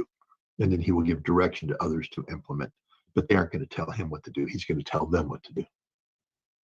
It's not just about the problems that the Biden administration is trying to make for Donald Trump in terms of the conflict in Ukraine. Here is what Ursula von der Leyen said about the future of the conflict. Scott. Days ago, Russia tried to wipe Ukraine off the map. And for 1,000 days, Russia has failed because of Ukraine's resistance and the sacrifice of your heroes. Today is a day of mourning, but also a day of promise. We promise to keep standing by your side for as long as it takes. You can rest assured that European and Western support will continue to flow.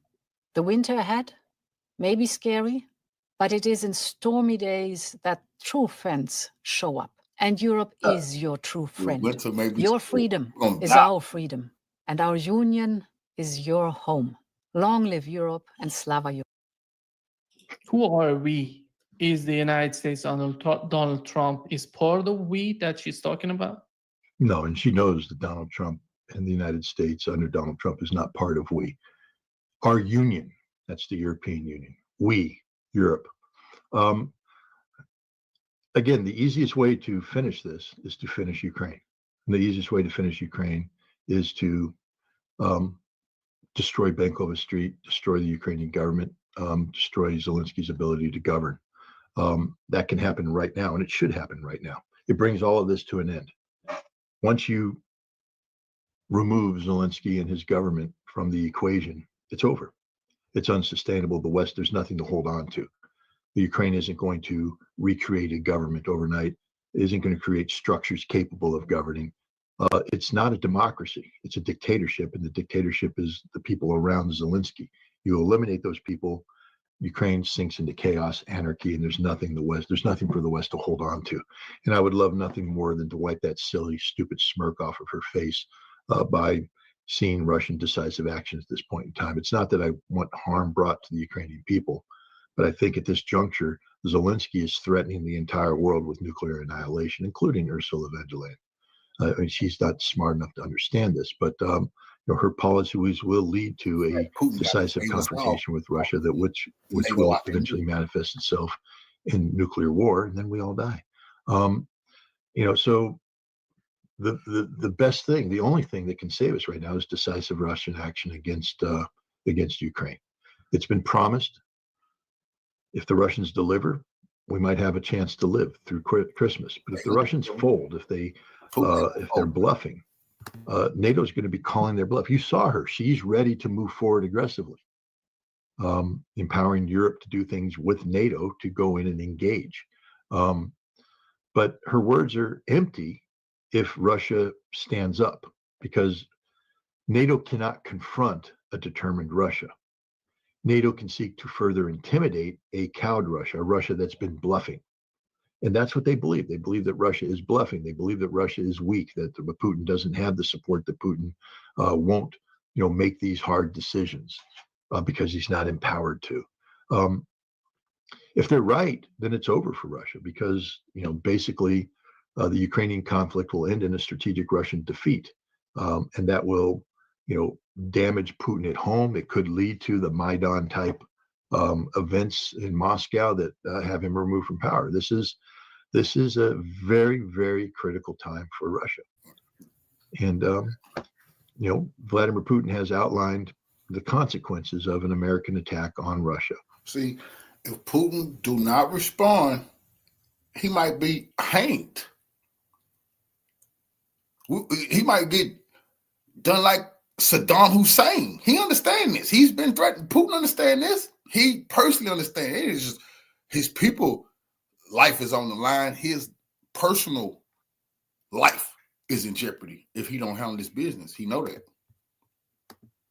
If he fails to deliver on this, then he's bluffing, and NATO will call that bluff.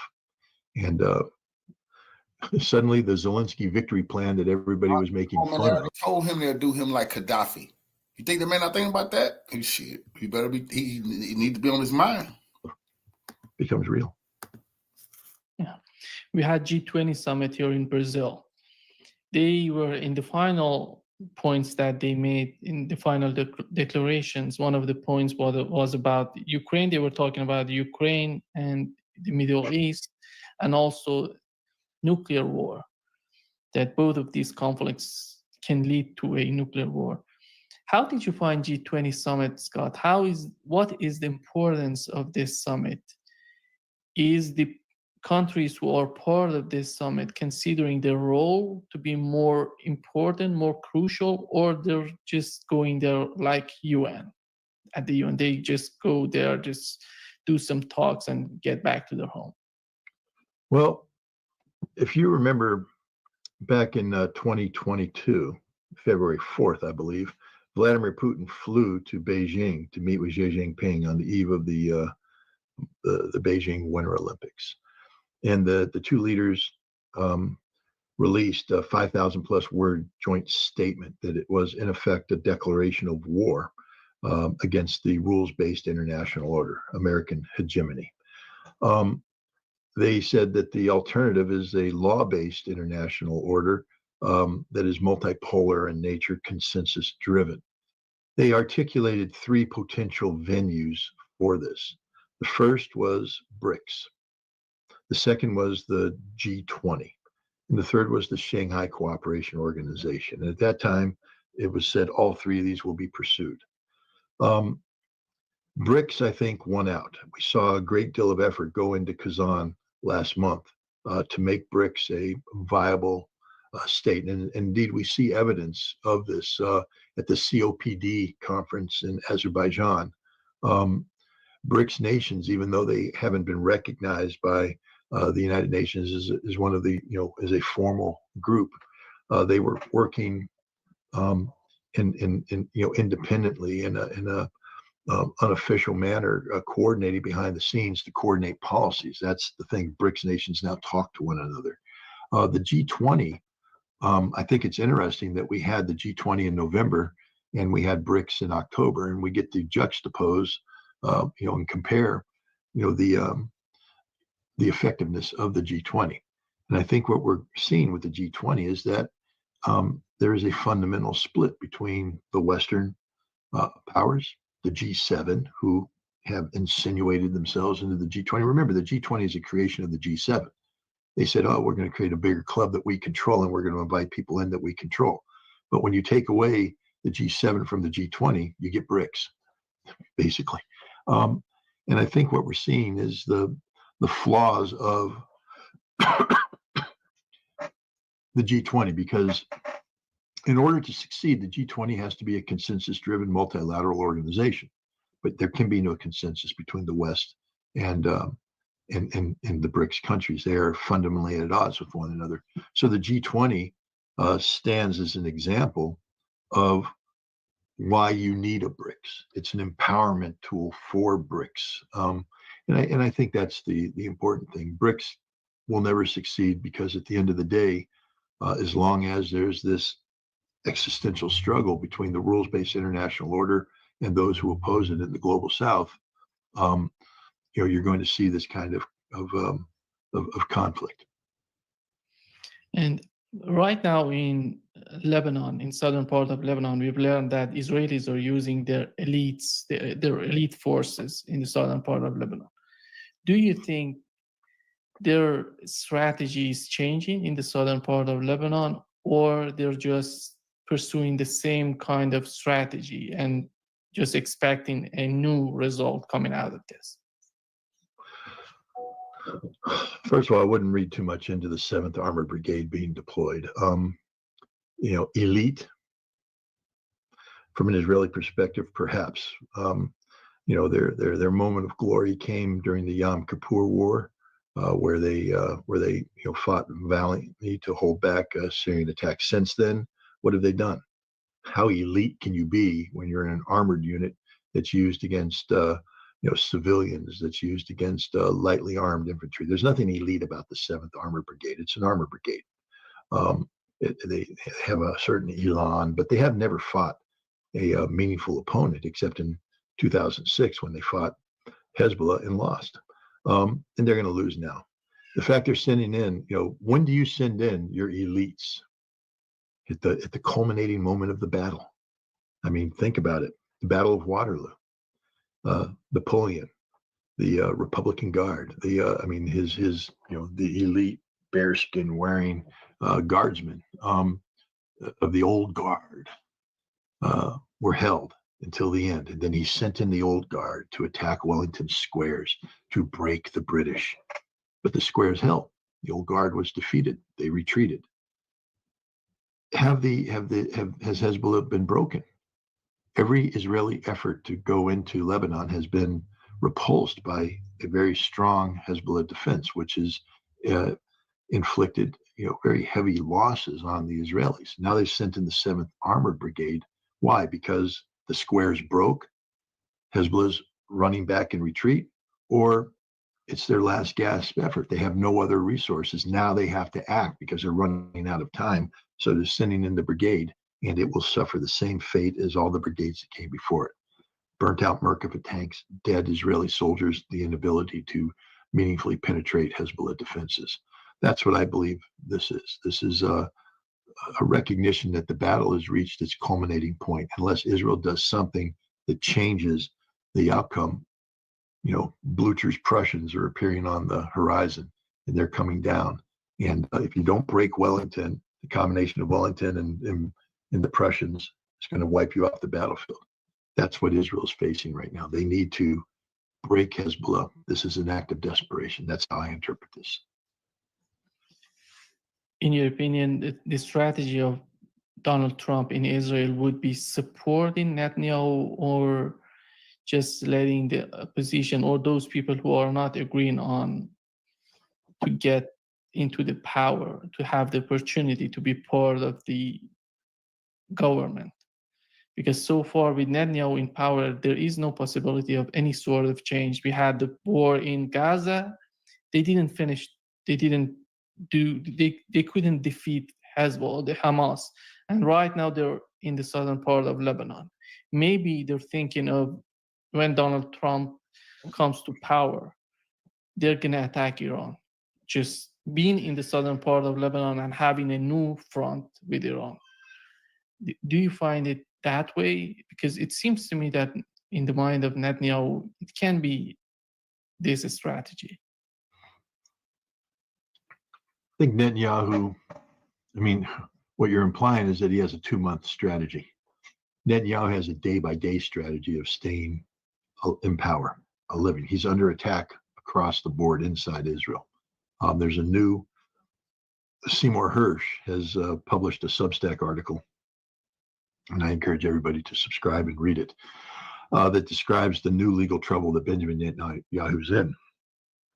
He gave a briefing a couple weeks ago now, where he made the case that the hostages didn't come home because Hamas never planned on releasing the hostages, that he's not to blame, that he wanted this the whole time, but it was Hamas that undermined and released. And to support that, he published an extract of a document that the Israeli Defense Force seized in Gaza early on. This is a strategic document that outlines the strategic vision of Sinwar, what he hoped to accomplish with October 7th, etc., and his strategic vision of the hostages. Early on in this document, which, by the way, is the most sensitive secret document in the Israeli archive, it's so secret that they have a special reading room in the Israeli headquarters of the military intelligence, the Amman, that you have to have permission to go there, which means you have to have a need to know. You're not allowed to take notes. You're not allowed to make copies. You can read the document, and that's it. Netanyahu sent somebody in there and abused his power to gain access to the document, to copy the document, and then to bring that out. And then he used this document to brief the Israeli people. He used a page from it that said that Sinwar was considering going to Egypt with the hostages and then going on to Iran. He said this proves that Hamas never, ever intended to do this. I was justified. But that's not the case. The next 2 pages, which Netanyahu, it's a 12-page document, the next 2 pages clearly state that while this was a suggestion to Sinwar, Sinwar rejected this suggestion. Sinwar said, no, we're staying in Gaza, we'll have the hostages, and we're looking for a deal to turn the hostages into a deal for a ceasefire. The hostages are a tool, part of our strategy. We want a ceasefire. We're willing to negotiate the return of the hostages for this, which proves that it's Netanyahu, not Hamas, that sabotaged the entire hostage debacle. That's this tragedy of these people being held now for over 400 days, I believe it is. It's Benjamin Netanyahu's fault. The judge, he has been charged with 2 crimes. One crime is illegally releasing this information, misuse of classified material, and 2, lying to the Israeli people, deceiving them by using classified information incorrectly. The judge who oversees this had to seal the file because of the political sensitivity. This is explosive stuff. Netanyahu's in a lot of trouble. And so every day is a struggle for survival for him. Every day things continue to happen to chip away at the foundation of his ability to govern. Judges are saying it's time that we bring him up on charges for corruption that he's been charged with. They're now talking about opening up an October 7th investigation that Benjamin Netanyahu will not survive politically.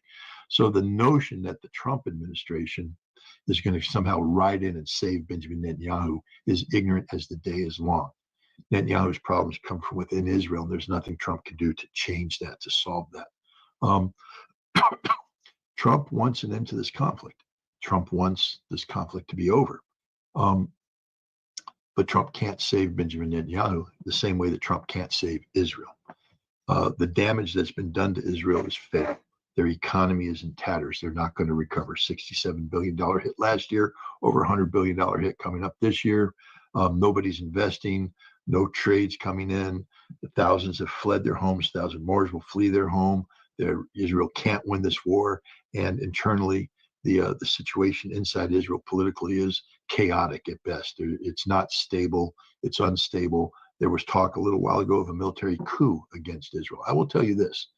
If I were the CIA briefing the President of the United States on Iran's future, and I took the Israeli scenario I just painted and replaced everywhere I said Israel, I said Iran. Everywhere I said Netanyahu, I said Khamenei. And I briefed this. Mr. President, In Iran, we have a collapsed economy. $67 billion hit last year, $100 billion hit with no chance of recovery. No investments are going to be made. Political chaos. The Iranians are losing everywhere they're fighting. We go, well, this is the end of Iran. Any rational player, when listening to that, would say, well, Iran is in a state of free fall, collapse. It's over. The regime can't recover. And yet, when we say Israel, everybody ignores it. The world pretends to believe that Israel is stable, that Netanyahu is stable, that the Israeli military is stable. They ignore the fact that they have 12 to 24% desertion rate, that people are committing suicide, that they can't win. There's the morale has collapsed in the units that have to go out and fight over the same terrain that they fought over 3 times previously in Gaza, knowing that they're going to continue to die. The people recognize going into southern Lebanon as a death wish. Every time they engage Hezbollah, Hezbollah punches back, inflicts more casualties. They haven't advanced 20 kilometers in. They haven't occupied and controlled a village. They're being slaughtered. This is the reality. Israel is a state in collapse. And it's not Scott Ritter that says this. This is Israeli generals that say this. Israeli politicians, former prime ministers say this. You had an Israeli general go on TV a while back that say that if this doesn't change, he doesn't believe it's going to change, Israel will cease to exist in a year to 5 years. Israel will cease to exist in a year to 5 years. And there's nothing Trump can do to change that. Trump can have all the Zionists in the world around him, and he does. But they can't change this outcome.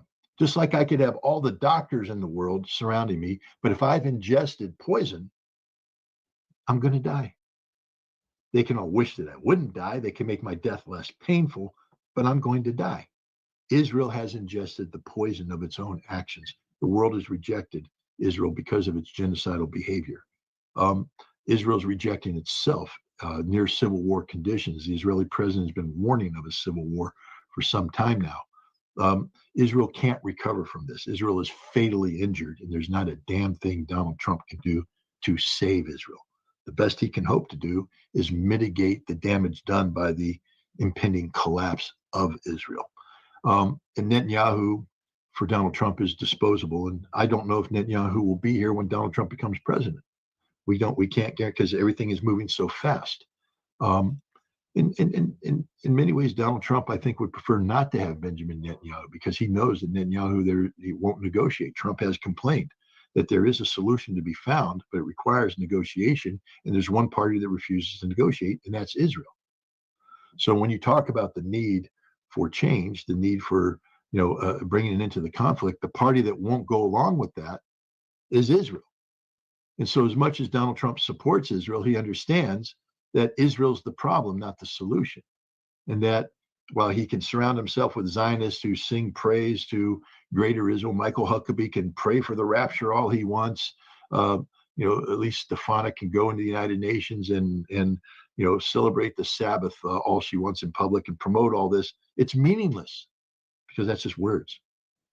You have to fundamentally change Israeli reality. And right now, the Israeli reality is they have consumed a bunch of poison that they themselves made, and they're going to die.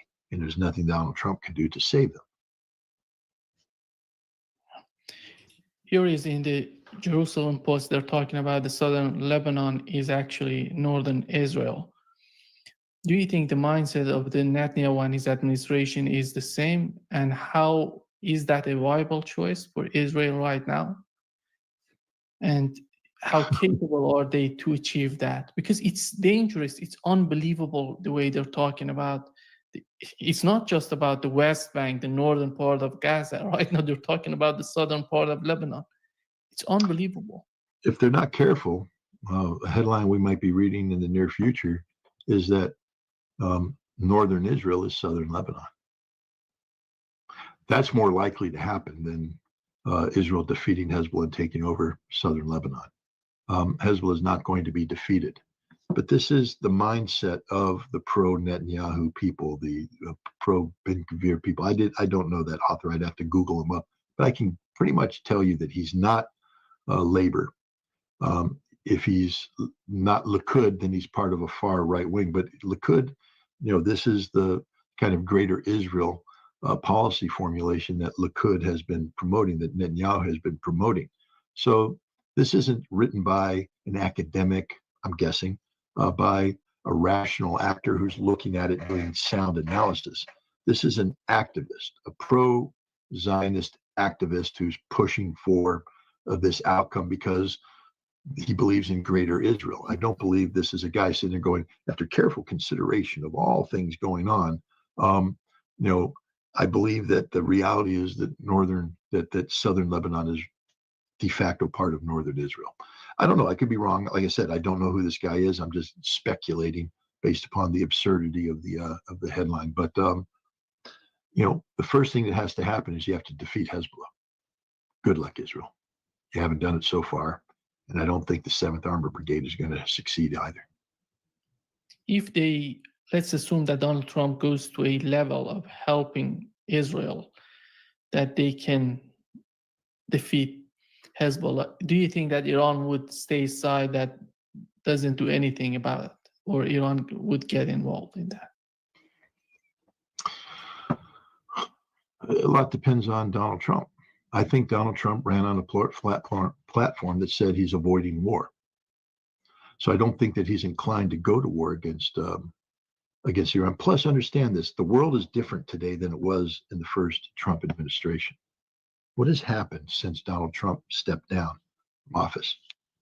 China has brokered a rapprochement between Iran and Saudi Arabia. One of the key goals of the Trump administration, indeed one of the underpinning philosophies behind the Abraham Accord, was that Saudi Arabia would normalize relations with Israel and create a Sunni shield against the Shia crescent to hold back the axis of resistance.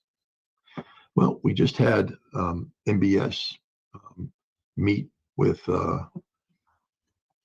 Russia and commit to the fact that there will be no normalization of relations with Israel until there's a Palestinian state and the capital of the Palestinian state is in Jerusalem. That's a big change from what the position Saudi Arabia had before. And Donald Trump, he can go back to Saudi Arabia and do the dance of swords that he did before, and all that nonsense isn't going to change Saudi mindset. The Saudis now are working joint military training with Iran. They're having that level of dialogue. It's not moving towards a Saudi-Iranian confrontation, but rather furthering the rapprochement because they both work in the BRICS format, which is a multilateral, consensus-driven global view. So I don't know what Trump thinks he's going to accomplish. The idea of creating, how do you go to war against Iran if you don't have support amongst your Gulf Arab allies? If Qatar says you can't use Al Udeid Air Base to strike Iran, we won't allow it. If Bahrain says, I'm sorry, you can't use Mubarak as the headquarters of the Fifth Fleet to go after Iran. If everybody says no, how do you do it? And right now, nobody in the Gulf Arab world is looking for a confrontation with Iran because that brings in a confrontation with Russia and China. And Trump's not looking for that kind of confrontation either. So all this notion that Trump's going to come in hard against Iran, I think, is absurd. Trump has alluded to the fact that he would consider lifting sanctions against Iran, that he doesn't view regime change as an essential element of American policy. It always has been. Since the revolution, our goal, the Iranian revolution, the Islamic revolutions, our goal has been to remove the theocracy from power. Trump is saying, no, that's not our goal anymore. So the notion that Trump is going to automatically align with aggressive Israeli policies to attack Iran, I think, isn't reflected by the facts. And again, even though Michael Waltz, I think that's his name, right? Michael Waltz, the National Security Advisor, even though he has articulated positions that suggest that that's the direction he would like to go, even though little Marco Rubio, as Secretary of State, has articulated this, they don't call the shots. The guy calling the shots is Donald Trump. And Donald Trump, remember, is the man who reached out to North Korea for denuclearization, despite the fact that Mike Pompeo, as Secretary of State, and John Bolton, as National Security Advisor, were dead set against it, despite the fact that Dan Coats, Director of National Intelligence, was dead set against it. His Secretary of Defense was dead set against it. But he did it anyways because that's what Donald Trump wanted to do. Donald Trump believes that he can negotiate a new relationship with Iran that is mutually beneficial, that moves towards economic prosperity for all, because that's his vision. global economic prosperity. Can he achieve this? I don't know. Odds are against him. But I do believe that Iran is willing to listen. That's one of the reasons why Iran hasn't attacked Israel. This long-awaited strategic strike hasn't happened because Iran is sitting there saying, well, wait a minute, there's going to be a new sheriff in town on January 20th. We might want to listen to the sheriff before we have the gunfight at the OK Corral. So I think they're going to give Trump a chance to listen, to see what he has to offer, to avoid war. And that's what Trump wants, to avoid war. He doesn't want a war.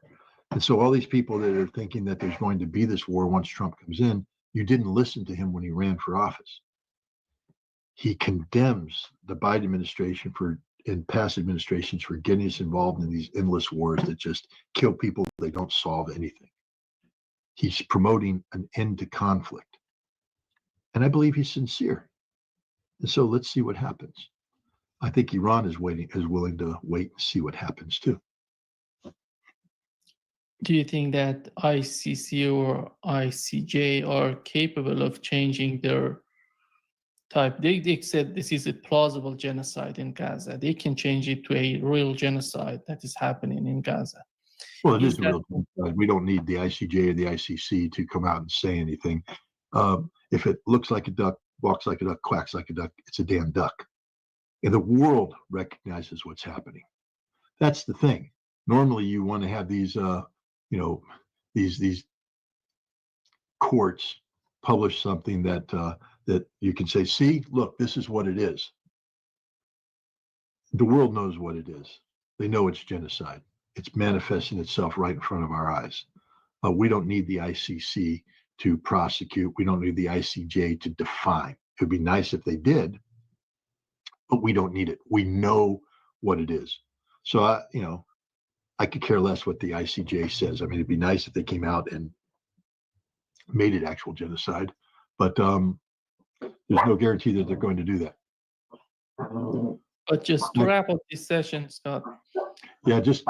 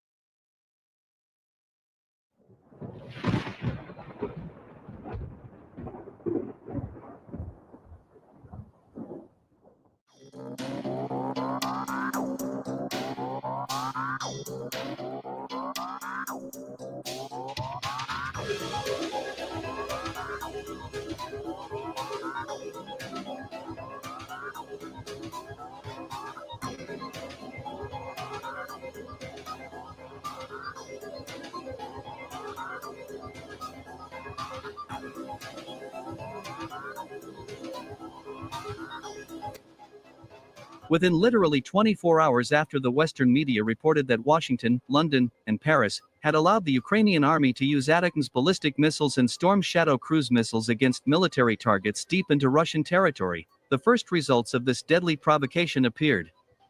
So, on November 19th, at 2 p.m. Moscow time, the Ministry of Defense of the Russian Federation officially announced that the Ukrainian army, with the help of American ballistic missiles, attacked the Bryansk region in the western part of the Russian Federation.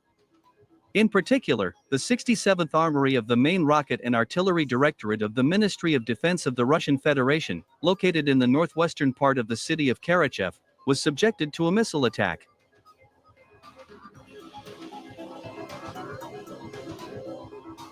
According to the Russian military department, in total, the Ukrainian army fired about 6 ATACMS ballistic missiles at this military facility, 5 of which were shot down immediately after they crossed the airspace of the Russian Federation. However, the 6th missile was destroyed in close proximity to a Russian military facility, as a result of which the debris of this missile provoked a fire in the territory of the armory.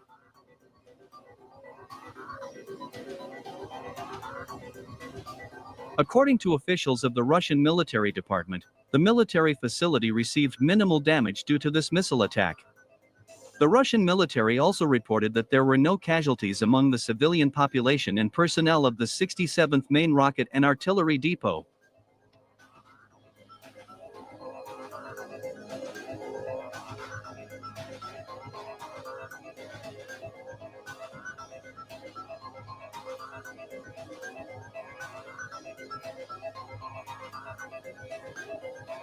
Commenting on the missile attack on the Bryansk region, American Congressman Thomas Massie said that President Biden, by his decision to allow the Ukrainian army to strike deep into Russian soil with the help of American missiles, committed a real act of constitutional war. According to Thomas Massie, Biden's decision put the lives of all U.S. citizens at risk.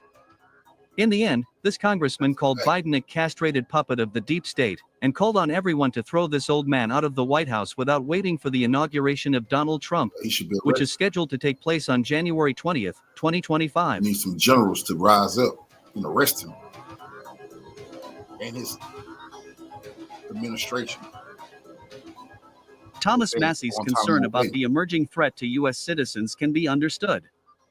The fact is that the American congressman made this statement immediately after the Minister of Foreign Affairs of the Russian Federation, Sergei Lavrov, while in Brasilia at the G20 summit, said that the missile strike on the Bryansk region indicates that the United States wants an escalation of the conflict.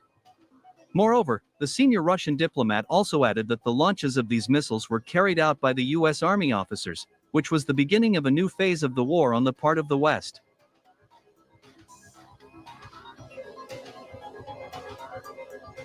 Such missile strikes are impossible without the participation of U.S. Army officers. In this regard, Moscow will respond appropriately to Washington's decision on missile strikes deep into Russian soil, Sergei Lavrov said. At the same time, the Russian minister also called on the West to study the updated nuclear doctrine of the Russian Federation more closely, in order to avoid catastrophic consequences for itself.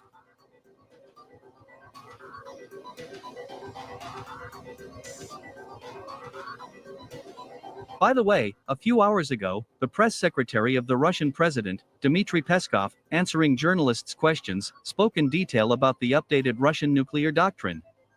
According to him, this document allows Moscow to use nuclear weapons in response to the use of not only ballistic missiles with a nuclear warhead against Russia, but also other types of weapons of mass destruction.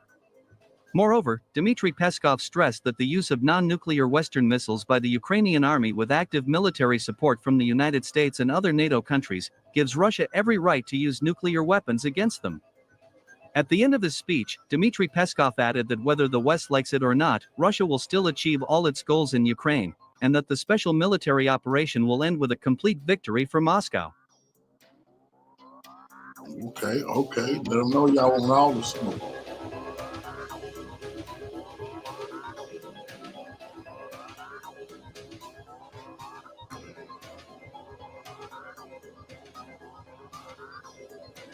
Meanwhile, the missile attack on the Bryansk region by American ATACMS ballistic missiles caused a mixed reaction from U.S. allies. Surprisingly, even the leaders of Britain and France did not openly support Joe Biden's move. In particular, British Prime Minister Keir Starmer evaded answering journalists' questions on this topic. French President Emmanuel Macron also avoided discussing this topic with journalists in every possible way. Moreover, Italian Prime Minister Giorgia Meloni bluntly stated that her country does not support missile strikes deep into Russian territory, as this could involve the whole of Europe in a bloody war. Italy has made a different choice, Giorgia Meloni stressed.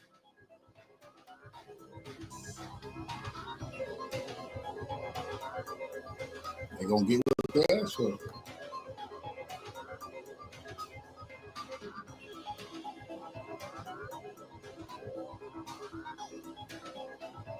Meanwhile, Western military experts and analysts have already begun to wonder what Russia's response will be to the shelling of its territory with the help of American ballistic missiles. Nevertheless, if you ask me, I would tell you that I see only 4 options for further development of events. I am absolutely sure that Russia will use one of these 4 options. First, Russia will launch a direct missile attack on American and NATO military bases located on the territory of third countries.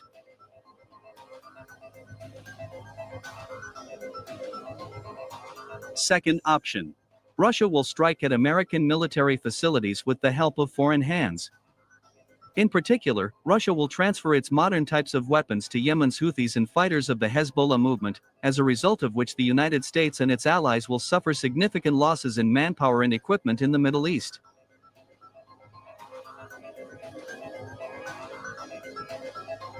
Third option.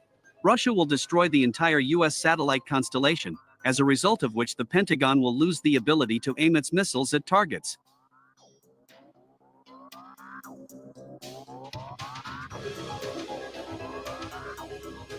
And finally, the fourth option. Russia will turn a blind eye to this provocation and will simply continue to shoot down American ATACMS ballistic missiles over its territory. Especially given the fact that Russian air defense systems have quite successfully learned how to shoot down these American ballistic missiles. However, in my opinion, Russia should make a show of punishing the United States to send a message to all Western warmongers. The fact is that if Russia turns a blind eye to this missile strike on Bryansk, it will inspire Western warmongers, and they will begin to act against Moscow even more aggressively and brazenly. I am absolutely sure that Vladimir Putin perfectly understands this too. In any case, the Russian president now faces a difficult task, and let's hope that Vladimir Putin will make the right and wise decision.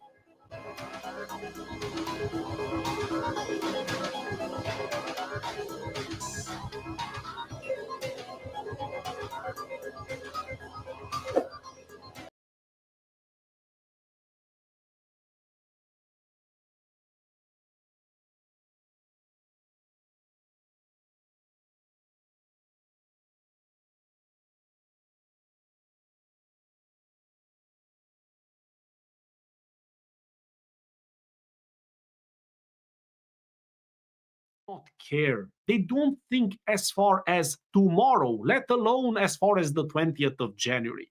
These people don't think like you and I. They don't use logic and reason. You give them something, they'll use it regardless and irrespective of consequences. Hello, my friends, and welcome back to the channel. Today is Tuesday, the 19th of November, and it looks like the situation is escalating rapidly. There's major developments in and around Ukraine. Reports are showing that the Ukrainians have actually used the ATACMS missiles last night in order to strike into Russia.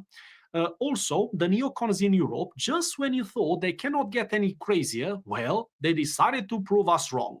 My friends, there's a lot of things to talk about, so without any further ado, let's jump in to this article that comes from Ukrainska Pravda, and this is about Scholz. Listen to this very carefully. Scholz's call to Putin undermines Trump's peace efforts, says the Polish president Duda.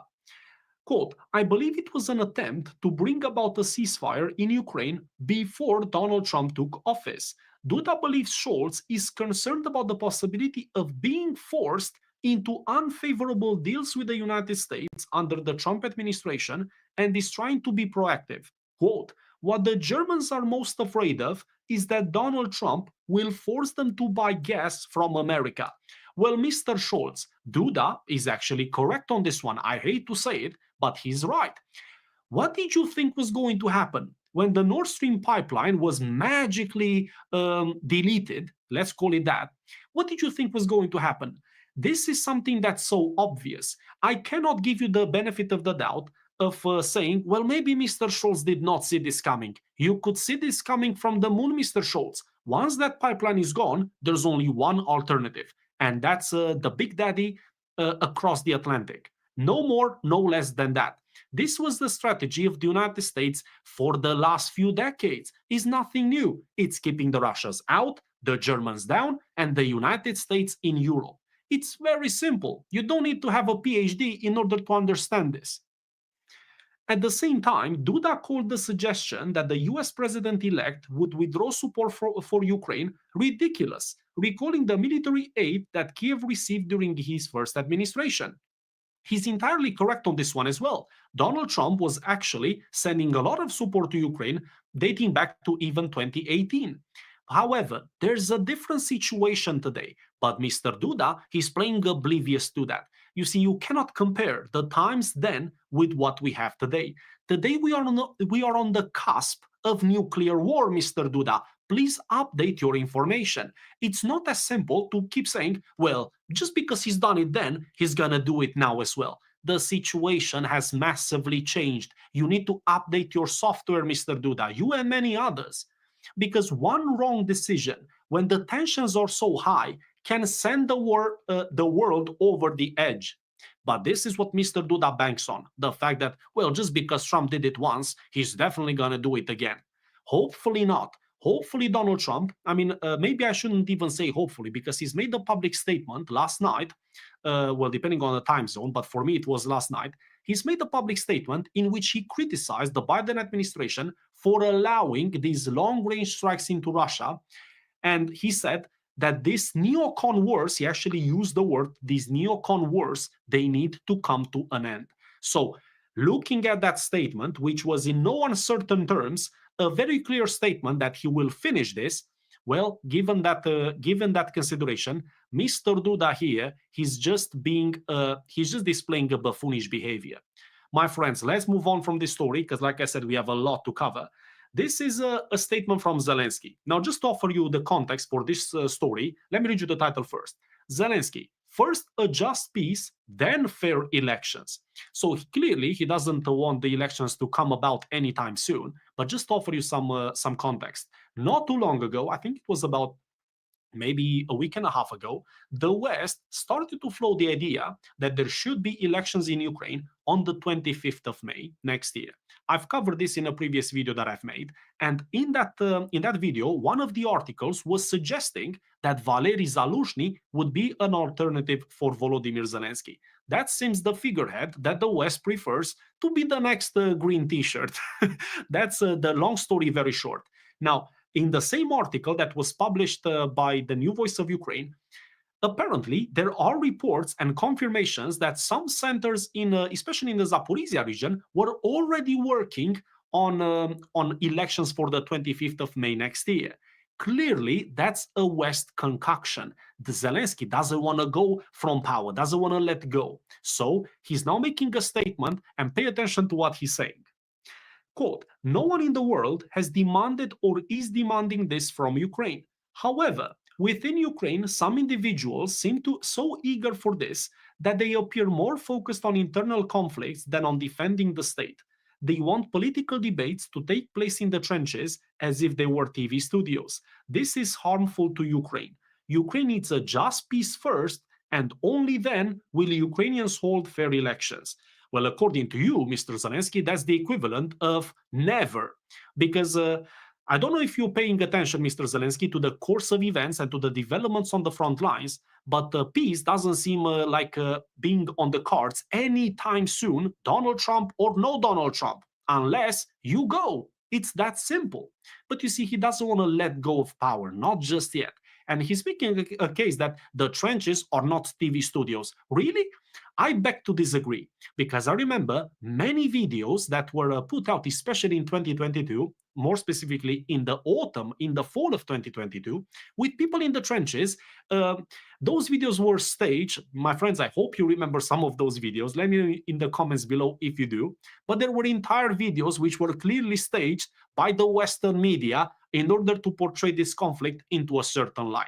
And also the green t-shirt, when he was giving his statements, it looked like a full-fledged studio. So, yes, you can have a debate. If you could make your bunker or whatever it is a TV studio, I'm pretty certain you can have a debate somewhere else. But you see, that's not the problem. Of course, it's not about having debates in the trenches. Nobody's that dumb. But this is just his way of portraying that, look, we are in a dire situation and you want elections? You want me to go now? No, no, no. First, we need to have peace. But according to his terms, that will never happen. And then we're going to have elections. Then you're going to get rid of me. This is Zelensky. My friends, let's move on. What I want you to take away from this, it's the obvious. He doesn't want to leave. This is about the European Union, and this is an article that has risen my blood pressure a little bit. EU is ready to take on burden of helping Ukraine if US cuts support, says Polish Foreign Minister. Radoslav Sikorski again. He's again on my case, my friends. I don't know how much I can take of this man. The things that he's saying are just preposterous. So, by the title, I think you can see where this is going. Quote, I note with gratitude in this context that readiness of the largest EU countries to take on the burden of military and financial support for Ukraine in the face of a possible reduction in US involvement, Sikorski said. Quote, scenarios for resolving the conflict and ending Russia's aggression should be developed in close cooperation with the Ukrainian authorities, Sikorski stressed. Well, Sikorski seems to be stressing that the Europeans would carry on supporting Ukraine even if the US withdraws its support. But what that means for the European economy? You see, the United States, they've given a lot of money to Ukraine, and even that wasn't anywhere near enough to change the situation on the battlefield. Because, my friends, Ukraine never in the history of this conflict never had a money problem. They have a manpower problem and they have an equipment problem.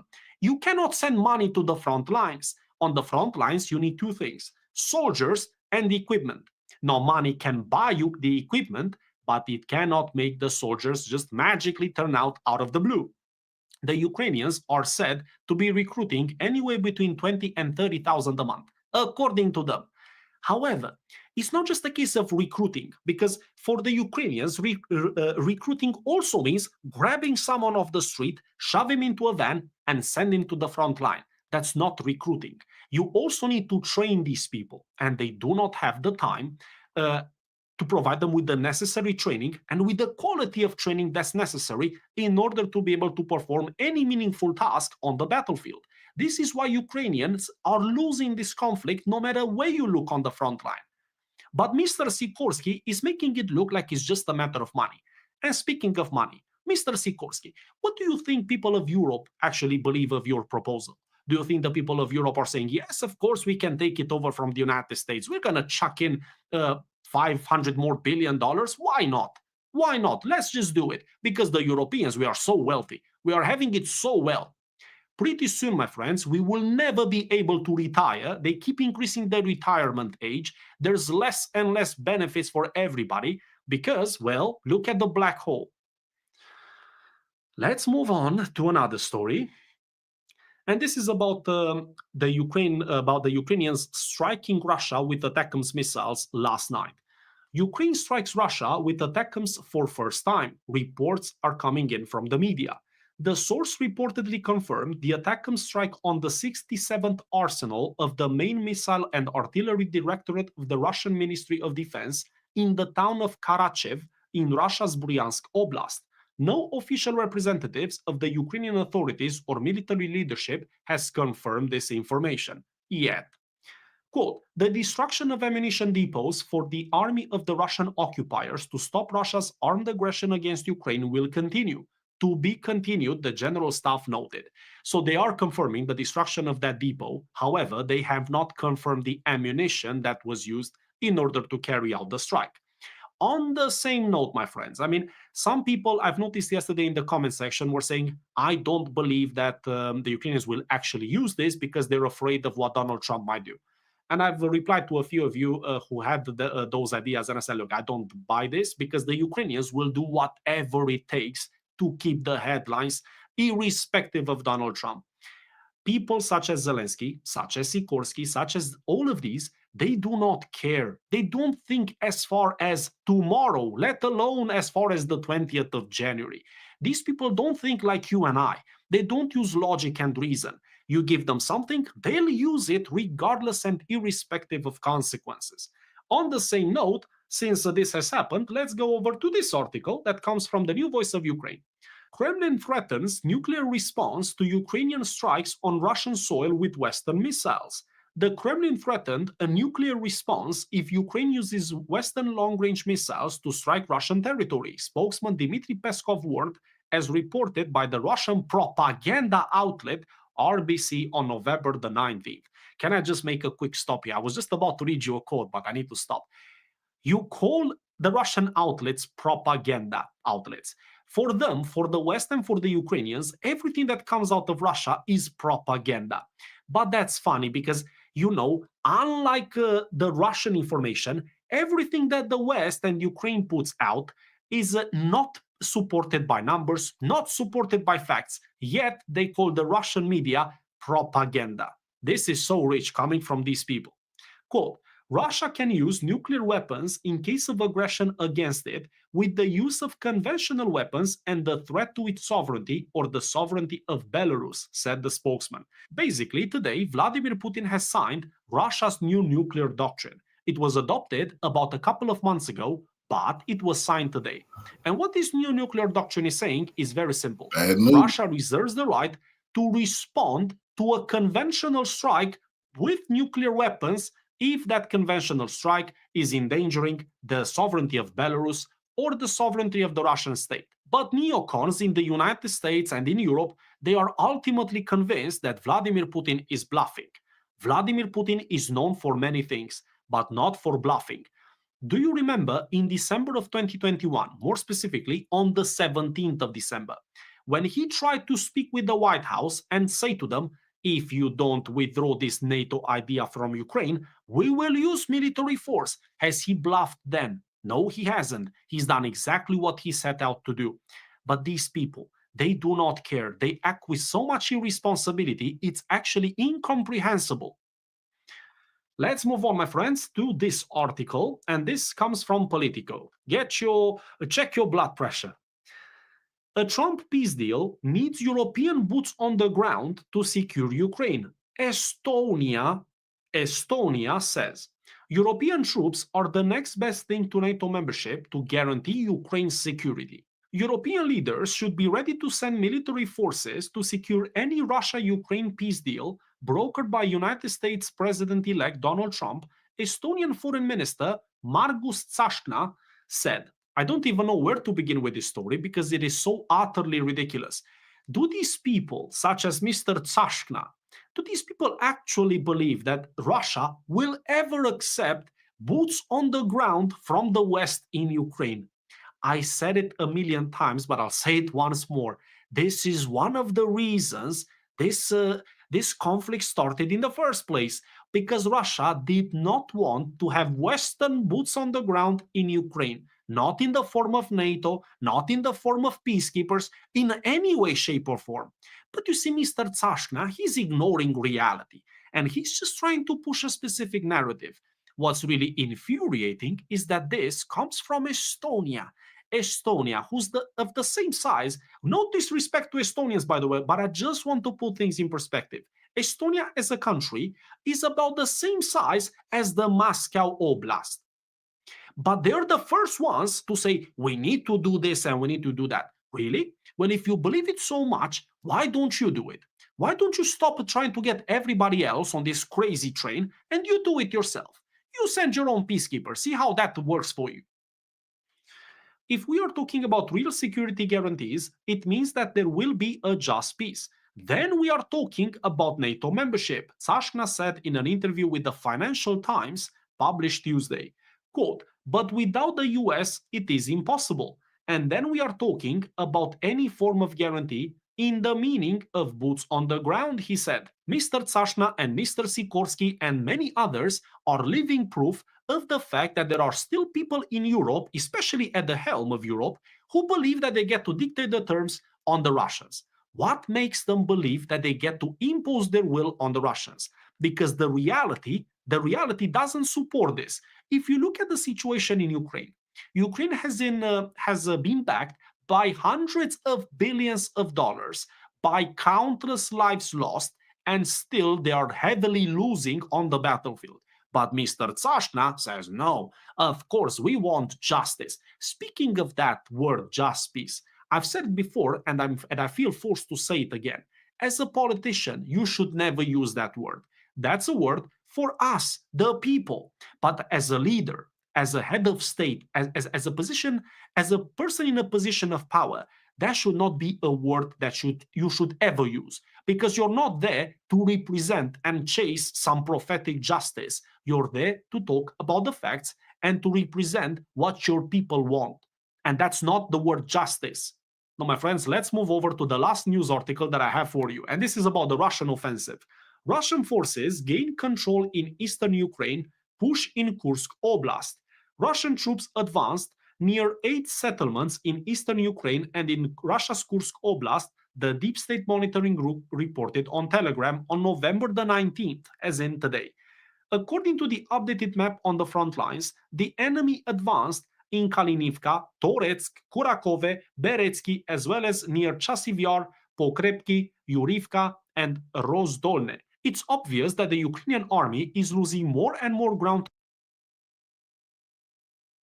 Russians in bigger and bigger chunks. But these people don't care. Volodymyr Zelensky's only concern is how to get rid of the elections, how to postpone it, how to not let it happen. People such as Tsahkna, Sikorsky, all of these warmongers, well, they care even less, as in not at all. Their goal, my friends, is only to appear strong. And their definition of appearing strong is to be a warmonger. when in fact it's exactly the opposite.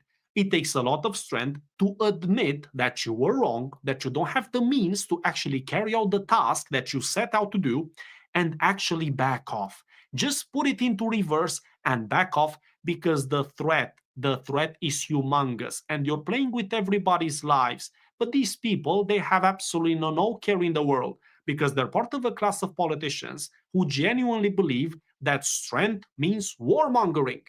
They don't know diplomacy. Diplomacy is no longer a principle that's applied in European politics. No.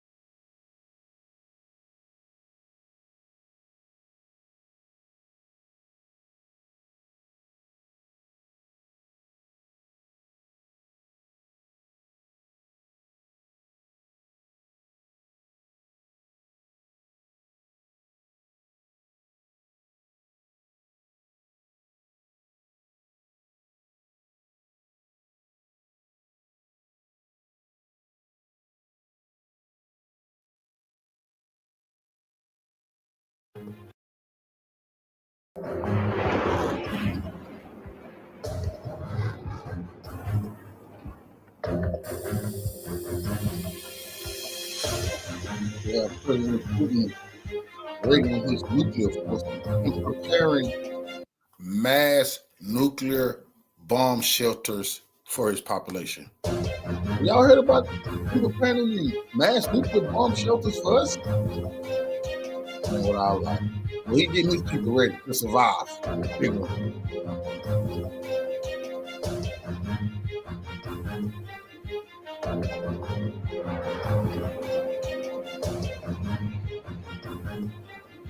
I don't think that man bluffing.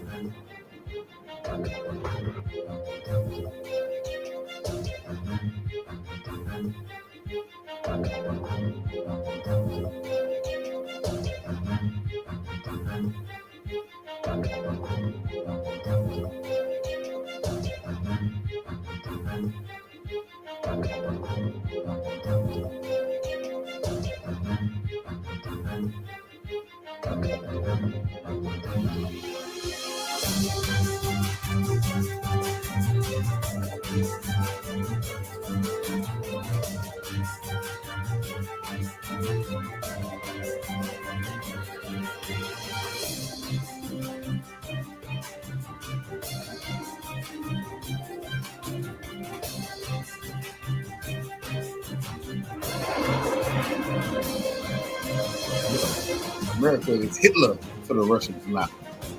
They the Nazis. They got to be dealt with.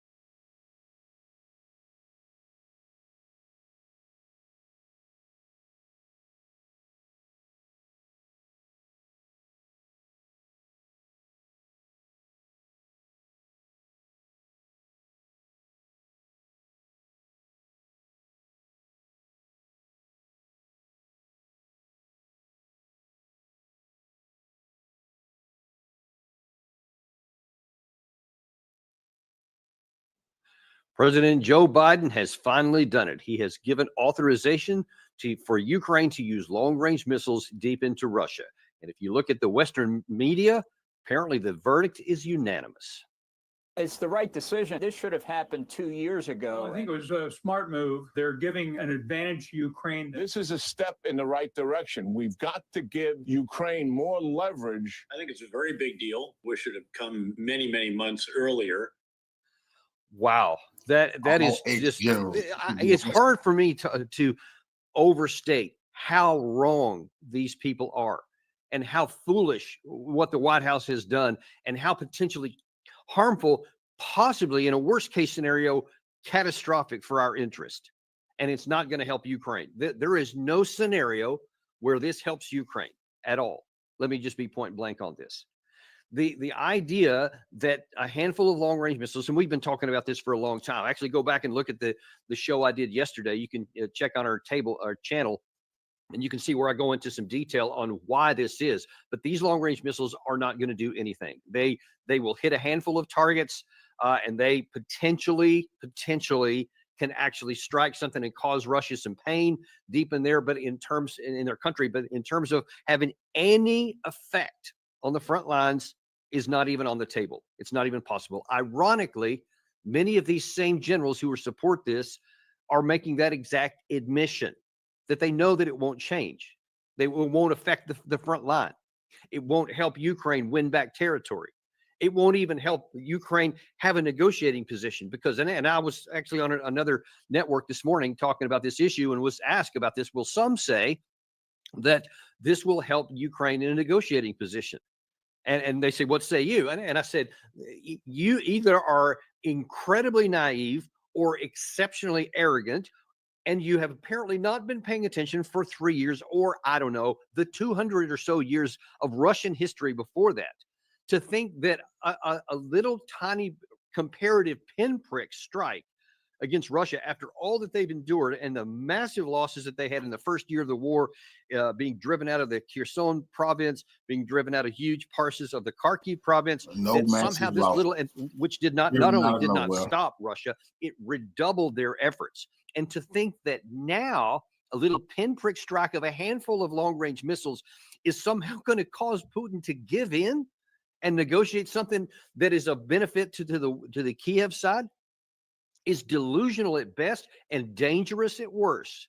And that's where I'm going to explain to why this is such a bad issue, why this is such a big risk for the United States. And we just got to ask, what in the hell is going on in the White House? Why did anyone think that in the last 2 months of a war that is closing in on the completion of 3 years, that this has any prospect of producing anything positive? Well, I assure you there is one. I showed you all those people at the beginning, some of whom we'll see a little bit more later in the show. But let me show you one person who is the biggest cheerleader of all this. That is Volodymyr Zelensky. Today is the best moment to push Russia harder. And it's clear without certain key factors, Russia will lack real motivation to engage in meaningful negotiations. Without fires in its ammunition depots on Russian territory, without disrupted military logistics, without destroyed Russian air bases, without its lost capabilities to produce missiles and drones, and without its assets being confiscated. You know very well that Putin does not value people or rules. He values only money and power. These are the things we must take away from him to restore peace. Gary, I'm sorry. I forgot to ask for something here. This is very poignant here, given what Zelensky said there. If you can load up that one from September of Putin talking about what he would do if long-range missiles are used in Russia. If you can just pull that up, let me know when you have that in there. But let me explain why that is so important. Because you just heard Zelensky himself say that he wants these long-range missiles to, quote, destroy Russian air bases. Destroy. That he wants to hit their defense industrial bases, that he wants to harm their ability throughout the country to wage war. Now, given what Putin has said, and when this first came up in September, you may recall that Zelensky came to the United Nations in September. He had actually come earlier in July, and he wanted long-range missiles authorization then. He didn't get it. Then he came back for the UN General Assembly meeting in September, and again, he was really lobbying hard to get authorization to use long-range missiles. It was denied in both cases, prudently so, I might add. But because it was in the window, you had President Putin was asked about what would happen if this does occur. Here's what he said then. Aggression against Russia by any non-nuclear state, but with the support of a nuclear state, is proposed to be considered as their joint attack on Russia. Russia will also consider the possibility of using nuclear weapons when receiving reliable information about a massive launch of means of aerospace attack and their crossing of our state border. This includes strategic and tactical aircraft, as well as cruise missiles and drones, hypersonic and other delivery vehicles. Russia reserves the right to use nuclear weapons in case of aggression, including if the enemy using conventional weapons poses a critical threat. That's the key part there, that last thing he said, if it poses a critical threat. Now, Russia, in light of the fact that according to the news reports today, the first ATACMS strike did happen overnight. And it wasn't, you may recall if you saw our show yesterday, the alleged justification by the White House, according to the Wall Street Journal and Washington Post, was because of the North Koreans fighting in the Kursk area, which still, by the way, hasn't been independently confirmed, but that's been the claim. And then they say that this will deter North Korea, possibly from bringing in even more troops. That's the claim. Then why then the first time that these strikes are... All of these people hollering North Koreans in Russia, all these Democrats, all the boule shoe shiners in the Congressional Black Caucus saying they must help Ukraine because North Koreans, they are now on the level of weapons of mass destruction in Iraq. They need to understand that. They are now the Bush regime, Colin Powell, and they're holding up soap, talking about this could be the anthrax and all that, the vials of chemical weapons and all that BS. They are now on that level. All this North Koreans and Russia, they big liars to promote war. It's just what George Bush did. You knew you was lying, but you wanted war. So they can no longer say nothing about George Bush. They done did the same damn thing, except this time they taking us to a nuclear war. This ain't got shit to do with Iraq. You talk about you looking for some weapons of mass destruction. Well, the dude you fucking with, he got the weapons of mass destruction. Are used. It's deep in Russian territory in Bryansk. It's about 1,000 kilometers from the border, nowhere near Kursk. Kursk is right on the Ukraine border. So what we claimed was the reason is already not true based on reports that have come out so far. Sometimes reports can be wrong, so we'll see how things pan out. But at least what was claimed in the Wall Street Journal and Washington Post by the administration and what was by the Ukraine's admission this morning, what was struck deep in Russia, then it had nothing to do with North Korea. And by the way, again, according to the Russians, 5 of the missiles were destroyed in the air. 5 of the ATACMS did not hit their target. One of them was apparently knocked off course near the target, did hit the ground and did cause some damage. But so far, it appears that we have possibly, for the moment, dodged a bullet because there has not been any declaration of a response from the Russian side. Now, what Putin did do, though, is that he lowered the threshold for the use of nuclear weapons even more. And some of the things that he said that he would do there is now kind of in reference to what he said in that clip I just showed you from September, implied that they could escalate to nuclear weapons even if non-nuclear weapons were used in response by the West. And now then they have specifically said to their nuclear doctrine that a non-nuclear state attacking Russia with the help of a nuclear state would also meet the condition for the potential use of nuclear weapons. Now, why in God's name, after 3 years of disastrously failed war, would the United States want to up the ante and find out if Putin is true or if he's just bluffing? Because basically what we've done now is called Russia's bluff. Let's just be point blank. Putin said that in September. He said, if this happens, then we'll consider this a direct aggression against Russia. Well, now apparently it has happened. And we do know that the authorization has been given, or at least that's been reported. But what are we expecting to happen next? Why do we want to put Russia in a position of finding out, does he mean it or not? Because here's the thing. Anytime you take action, you've got to have some idea that this could benefit us or this could benefit our ally. And you have to have a rational place for that to happen based on ground truth reality. If you don't, then why would you want to risk potential enormous escalation and possible nuclear escalation, which could be catastrophic for our country, when there is no viable possibility of gain? I mean, it's almost. Told y'all, man, this is historical. This is the Khazars. We're going to leave it at that. They hate the Russians. We know why they hate them. To force them into Judaism. To pick a religion, they picked Judaism. They didn't want to be religious. It's the same land where Ukraine was at. That's their land of their ancient kingdom. Look it up. They hate the Russians. And they've been trying to retaliate ever since. And they have seized Europe. They fought Napoleon. They fought Hitler. This is a historical fact. They have seized America. They founded the fictitious land of Israel. They've been over there causing mayhem. And now they want NATO to have nuclear war with Russia. And you see that? While they sit back and it's Europe. This is all people they don't like anyway. They didn't like the Europeans for what they did to them. They've been doing to them. They're forcing them to be religious. They don't want to be religious. They definitely hate America. Benjamin Netanyahu said America is just a fat calf that they can't wait to carve up. He said that. That's a quote after 9/11. It's just a calf to get carved up. Ha! They laughed at America. It's too trite. It is too trite to say all risk and no reward, because that just implies that it could be, unproductive if it doesn't go your way. Putin understands this.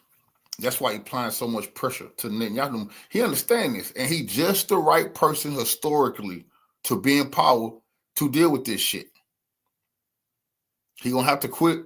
I know he a man of peace. He got to quit worrying about just whoever survives. But you gotta do what you gotta do. You gotta do this for the best of all of us. This ain't just about Russia. We in bondage over here. For all of us, it'll be better if it just happened. And let's just get to a new day. Your way. This one could be catastrophic if it doesn't go our way. But it's not just Zelensky that's delusional. Apparently, it's not even just the current administration in Washington that's delusional. It's also NATO leaders that are delusional. Now, check this out here. This is earlier today from the Secretary General, Mark Rutte of NATO. And listen to him. He's not talking about, like at least Zelensky was talking about, maybe we can get a better negotiating position, which, by the way, he has categorically rejected in previous efforts. But listen to what Rutte said today. No negotiations. Today marks 1,000 days of the full Russian onslaught, the unprovoked full Russian onslaught on Ukraine. So today we'll discuss how we can help Ukraine to prevail. That means more aid, more money, and we have to make available to them, particularly now that the North Koreans have come on board. And we know that China is helping Russia with the war effort. We know that Iran is supporting Russia with the war effort. And as we also know, Putin has to pay for this. For example, with missile technology going into North Korea, which then is a direct threat. It poses a direct threat not only to us, but also to South Korea, to Japan, and even to the US mainland. So we have to make sure that Putin will not get his way, that Ukraine will prevail in this fight, and today that will be on agenda. See, it's not Putin got to deal with these warmongers, man. He got the military to do it. He got to deal with these warmongers, man. That's serious business, man. They talking tough. They talking about they gonna help Ukraine. I don't know what they're talking about. Y'all gotta help yourself. Talking about help Ukraine. Putin warned y'all NATO about getting this business. Y'all in this business now. See, all that hide not into European countries. That's what Putin was warning about, because he knew they would love to fight to the last Ukrainian and to just give Ukraine $1 trillion to keep dying and keep killing Russians. And now Putin ain't that stupid. That's why he let them know. He warned them. No. We're gonna reach you, Ukraine. We can get that over with. We're gonna deal with NATO. Are you kidding me? At this late date, you say we have to ensure that Putin doesn't prevail and that Ukraine wins. I mean, what planet can you be living on? What what intelligence and rationale could possibly be employed here? Now, I was actually going through this with Gary before we came on the air here, and was just really puzzled at why someone would say something like that now, actually talking in victory terms, and it's like that we can just tell Russia that they're going to lose, and they're going to. And it just kind of occurred to me, I wonder, this is just supposition on my part, I don't have any insider information on this one, but one can't help but wonder, is NATO and the West trying to tie Donald Trump's hands before he even gets into office by saying, we're going for a win. We're going to keep giving them money, ammunition, arms, and training and all that kind of stuff so that they can win, because Russia cannot be allowed to prevail. And then all of a sudden, and they already know this, now all of a sudden here comes Donald Trump saying, well, I'm going to seek a negotiated settlement. And then this whole stab in the back thing, whole theory comes back into case. We were on a path to win. We had a plan to win. And then Trump just comes in and hands it over, so that they want to try and put pressure on him to not do that, like a preemptive strike almost against the incoming Trump administration, that we want to prevent Trump from seeking peace, because he'll know that he'll be the one blamed for giving away everything to Putin. I've already heard that. I've already heard many of those. And we have to wonder, is this a concerted effort? Because either one of two things primarily can be true. I guess there could be some other possible offshoots, but it's, rationally speaking, either the speaker there, the leader of NATO, is deranged and delusional and has no idea about war, doesn't understand how wars are fought, waged, and won, or he's trying to make these statements as a point of leverage to try to prevent the incoming administration from seeking peace. I don't know the answer to that. Only he knows. And it's going to remain to be seen what Trump will do, but this will certainly complicate things for him, and certainly open him up to those very charges by these ridiculous people like the John Boltons, like the Jack Keens, like the General McCaffreys, who just continue to talk all this nonsense and claim that victory was ours. Victory could have been ours if only. As a matter of fact, let me just play a couple of them to give you exactly what I'm talking about. Here's General McCaffrey.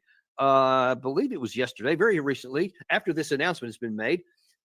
Notice what he's going to say here. First, he's going to be talking about what could happen, and then listen to him at the end when he says, but at the end of the day, see if you can pick this up. Well, I think it was a smart move. They're giving an advantage to Ukraine that might help in the negotiation process after the Trump administration takes office. They're responding to a massive and probably increasing presence of North Korean troops in Russia, who are now taking part in an attack. There's 10,000 so far. The speculation is there'll be more than 100,000 North Koreans.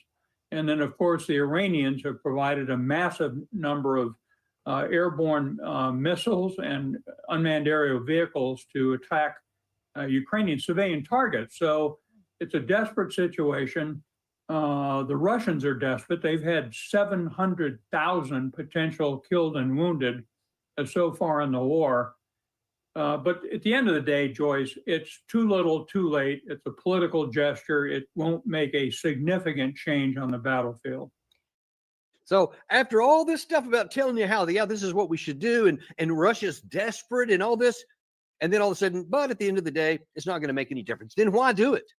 If it's not going to make any difference and it can spark an escalation, then why, General McCaffrey, would you not say this is a foolish thing to do? Maybe you can argue they should have done this in the first year of the war. It wouldn't have made any difference then either, and I can graphically tell you why. But at least then it would have been a plausible argument. But now it can't be a plausible argument.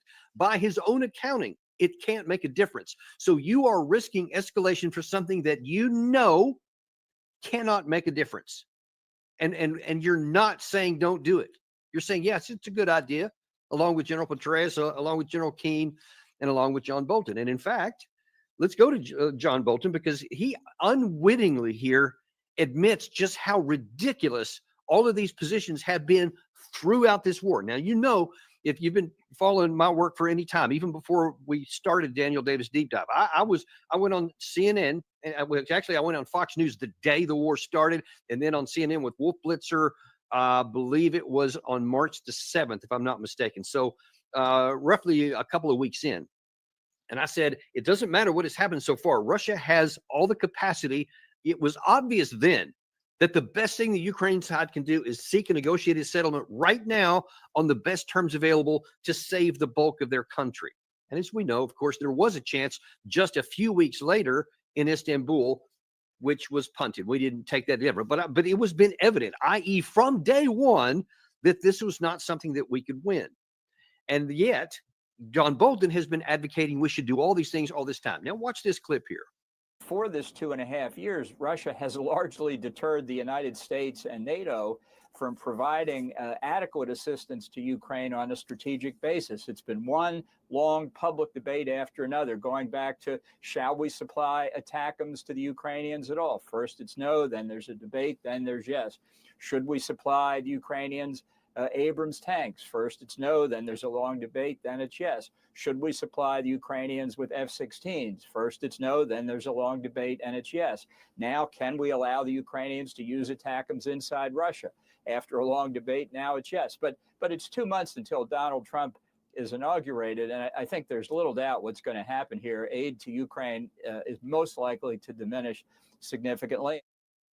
Okay, so again, John, why are you saying, yeah, this is a good idea, but it's too little too late? Then why is it a good idea? How can you do that? But then, did you catch what happened before that time? He said that we didn't give these things in time, like that we was delayed when they came. That's a valid complaint. There was lots of things we said no to and then later said yes. That is factually accurate. But what he fails to acknowledge or recognize when he's talking about the original entrance of ATACMS in there with the HIMARS systems, with the Abrams tanks and the Challengers and the Leopards and the F-16s and on all of these kinds of weapon systems. What happened when they came in? Okay, they were delayed. They didn't come in when they were originally requested, but they came in. Where was the change on the battlefield? What happened when ATACMS were allowed to use? Nothing. What happens when HIMARS were allowed to come in? There was a big splash for a while. Russia figured them out. They figured out how to defeat them mainly with electronic warfare, but also with their S-400s and other air defense systems. When was the last time you heard about a big HIMARS strike? You haven't for months. No one's even talked about it. And then the other thing, now F-16s, of course, that's what the other big thing was. What happened then? Well, one of them crashed within the first week, and you haven't heard a word about it since.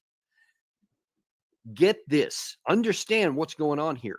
We keep doing all the things they're asking for. All these war hawks, all these war lovers, all these people who claim to have expertise and that this is going to work. We gave them all of it. All of it happened. I don't care when it happened. It happened. These things were cumulative. They kept building up. We're going back to 2022 with some of this stuff. 2023. This is almost the end of 2024, and none of it has made any difference. The front continues to be moving further and further to the west. Ukrainians continue to die in large numbers, and now then they're at risk of actually collapsing on the Eastern Front.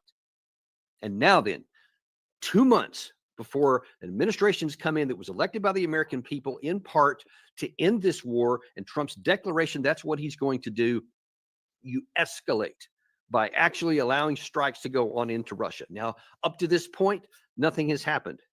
Russia has not taken any action here other than to ramp up the rhetoric about the lowering of their nuclear threshold.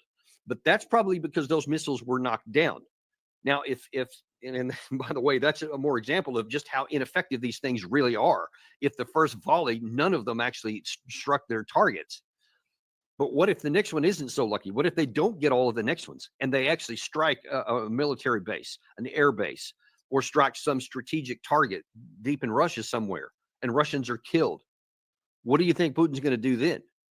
Because then he will really be in a position of a lot of pressure of having to answer the question, what are you going to do now? Are you going to back down? Because many in the West think he will. Many in the West think that it's all bluster and that we can literally do anything and it won't ever matter. But that comes with a cost for Putin.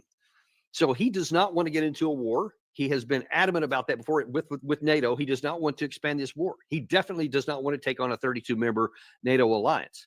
But he also has some red lines. And this is one of the first, this is maybe the second major one that he has established since this war began. One was right before it, which said if you continue to push NATO into Ukraine, we'll use force. They said it, and then they did it. Now they've warned about a lot of other things, but they've never made a red line until now. And you just saw I played that clip from September. So now then the line has kind of been crossed. An attack was made, but it didn't strike. It didn't hit home. So nothing was hit. Now, I would wager that Putin is probably thinking, if we can get to Trump and actually have a negotiation, which you've seen us show on this channel, he's said he's open to and he's willing to do it. He is willing to end the war. Now, the terms are not going to be good for Ukraine, and the longer you wait, the worse they get. But he's still willing to talk.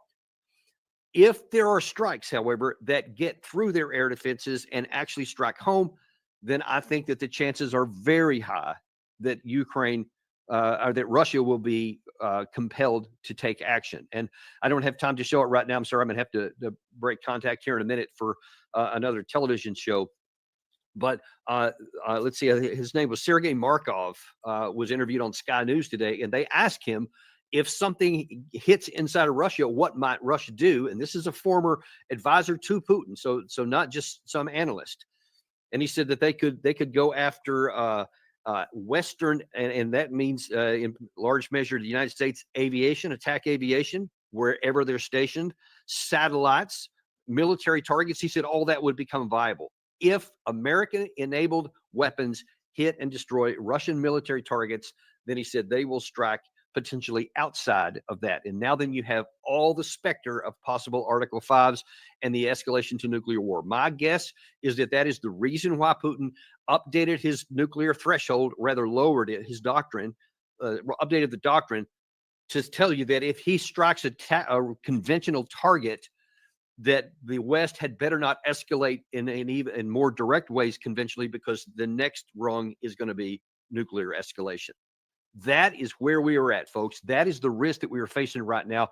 This unbelievably risky move, this gamble that's being taken on by the President of the United States. And so far, at least right before I got on, I saw that the British side had not officially given authorization for Storm Shadow, or the Germans, the Taurus, though in some quarters they're coming under a lot of pressure to do so. I would never do that if I was one of those countries out of self-interest, and the obvious issue that this war is already concluded in practice, in reality, if not actual on the ground yet. It's coming. There's no reversal on the cards for this. It's time for us to do the right thing. We're going to continue to stay on top of this, because believe me,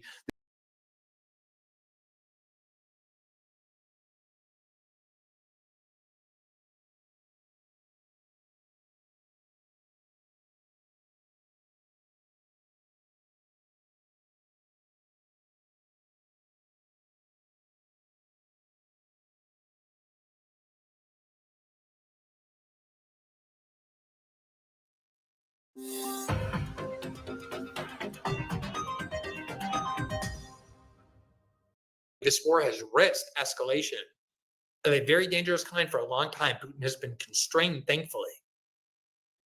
And now Joe Biden, after his party loses the election, in part because Trump said we have to finish this war in Ukraine and get it resolved, in part because people are sick of endless wars, as a lame duck, as somebody whose party was just vehemently rejected by the American public, makes a decision, or again, when I say Joe Biden, I mean who's ever acting in his name, makes a decision to radically escalate this war on his way out in a way that even the United States previously admitted would be too dangerous to do, because it would mean direct US, NATO involvement in the war. We become direct belligerents against Russia, which is by not just giving the Ukrainian long-range missiles, ATACMS, but authorizing their use deep into Russian territory. And it isn't just authorizing the Ukrainians to do it. The Ukrainians cannot operate these missiles on their own. They need the satellite and guidance systems of the US or other NATO countries, and that means every missile that's launched, the United States or the Western European militaries will be directly involved in the launching of these missiles to Russia. And Putin has said, as a result, we will absolutely regard the first missile that lands on our territory to be a direct war with the United States and NATO, and we will treat it as such. And here's the game that Biden is playing. From today in the New York Times, quote, Biden allows Ukraine to strike Russia with long-range US missiles, With 2 months left in office, the president, for the first time, authorized the Ukrainian military to use the system known as ATACMS to help defend its forces in the Kursk region of Russia. The weapons are likely to initially be employed against Russian and North Korean troops in defense of Ukrainian forces in the Kursk region of Western Russia, the official said.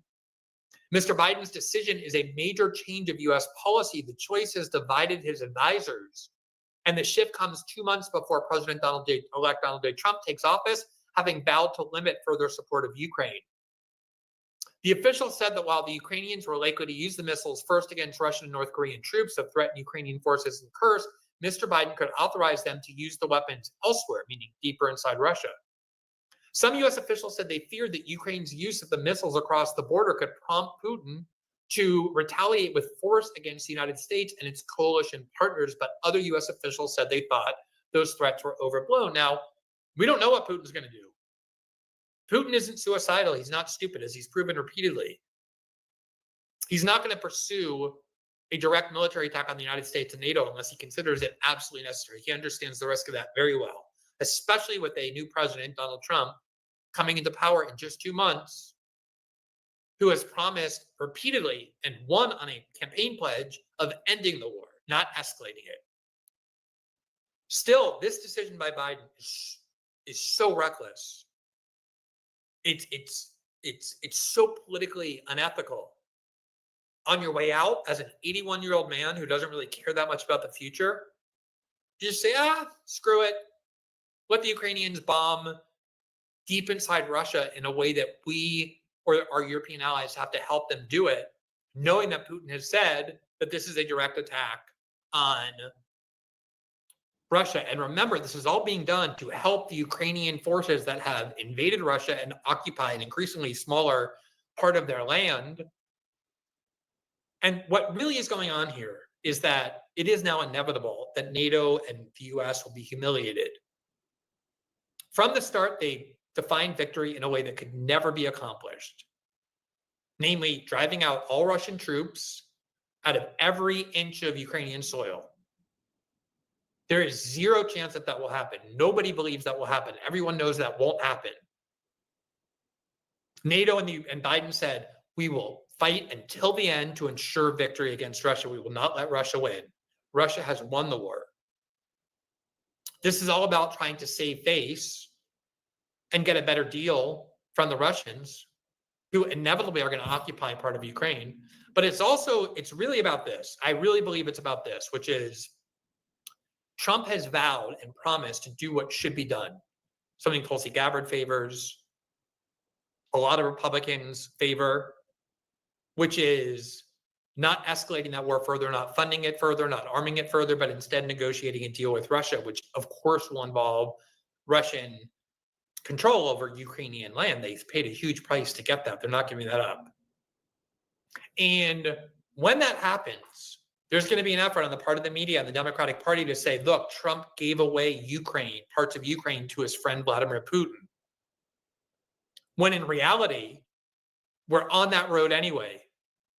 European capitals, American officials, even Ukrainian officials understand that this war has to end. It's far too destructive, and there's no chance of achieving victory. But they're going to get to fabricate this narrative that it was Trump who gave away parts of Ukraine, when in reality, it was the Biden administration and NATO officials who wanted this war, who could have averted it early on with a buffer zone and a promise of neutrality, no joining of NATO, and instead purposely averted a diplomatic solution, caused this war to kill hundreds of thousands of young men, both in Russia and Ukraine, and now ensure that the Russians are never going to give up territory that they paid such a steep price in order to get. It's not going to be Trump's fault. It's going to be the fault of Biden. Now, here's The Economist offering a very important piece of analysis earlier today about this decision by Biden. And what they're essentially saying is this was something that Biden and his advisors were adamant against doing from the beginning of the war. There was pressure from the Europeans. Keir Starmer, the Prime Minister of Great Britain, flew to Washington to try and badger Biden into allowing and authorizing the involvement of NATO this way. And Biden was steadfast that that wouldn't happen. And the reason why the US wouldn't do it is because of how serious the risk of escalation are from doing this. Here's what the Economist recalled. The headline is, Ukraine can at last use its American missiles inside Russia. They're talking about the reasons why the US has refused to allow these attack missiles to be used until now. Quote, the third reason is the risk of escalation. Ukraine has frequently used its own drones and missiles to strike inside Russia. One attack in September took out 3 to 4 months worth of ammunition, but attack on strike typically require American assistance with intelligence and targeting, direct American involvement. Vladimir Putin, Russia's president, has as a result said that use of Western missiles in Russia would constitute, quote, direct involvement in the war, which of course it would. Here was Putin back in September of 2024, as reported by Bloomberg, talking about how Russia would view any decision of this kind. Наносить удары современными высокоточными системами большой дальности западного производства украинская армия не в состоянии. Она не может этого делать. Если это решение будет принято, это будет означать не что иное, как прямое участие стран НАТО, Соединенных Штатов, европейских стран в войне на Украине. Это их прямое участие. И это уже, конечно, существенным образом меняет саму суть, саму природу конфликта. Это будет означать, что страны НАТО, США, европейские страны воюют с Россией. А если это так, то, имея в виду изменение самой сути этого конфликта, мы будем принимать соответствие. The fact that if the United States sends its military officials, its soldiers, its intelligence officials to work directly with Ukraine on launching American-made, American-sent, American-sold missiles into Russia, because Ukraine can't do it on its own, that of course the United States would now be a direct participant, a direct belligerent in attacking Russia. Why risk that? Why risk that kind of retaliation, that risk of nuclear war from an 81-year-old man who doesn't know where he is, whose party has just been soundly rejected, and who's on his way out of the presidency, and the lame duck to make a decision of that consequence, of that danger, is insane. Back in September, the New York Times published an op-ed with the title, Ukraine is running out of optimists. And it essentially talked about how even the hardest core boosters of the war are now admitting that this war has destroyed them, that they have no chance of winning. They're wanting this war to end. All it's doing is killing them and destroying their country, and they know they've accepted that they cannot beat Russia, that eventually the Russians will control, as they do now, a good chunk of Ukraine. They're controlling about 24% of the country, and every day Russia expands further, a mile, a half mile, 2 miles, further westward into Ukraine, headed toward Kyiv. And obviously the Ukrainians want to stop that. They want to stop the Russians where they are, not allow them to get more territory, get the security guarantees that they need, and stop the killing and dying of their citizens. Even in Ukraine, they realize this. And Joe Biden instead is saying, let's just keep pouring fuel on the fire. This is a big reason the Democratic Party lost. Because of the perception that the United States wants to spend its money on everything other than the welfare of American citizens. You go and look at all of these exit discussions and exit polls about the anger. People have anger about the perception we're spending a lot of money to give benefits to people who enter the country illegally that citizens don't have, but they're also very angry about the hundreds of billions of dollars going out the door to help Ukraine, to help Israel. And when people can't afford groceries or basic healthcare for their kids, of course that's going to make them angry. And it also is just a series of endless wars. And obviously Americans don't wake up and care about who's going to rule various provinces in eastern Ukraine. Why is the United States involved in that war? Again, Tulsi Gabbard questioned the same thing about Syria. And for that reason, and that reason only, she's being maligned as a Russian agent. We need more people to question this kind of war consensus. It's destructive.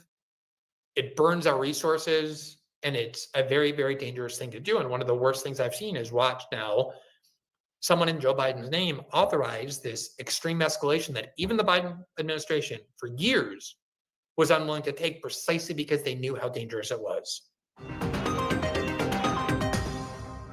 Thanks for watching this clip.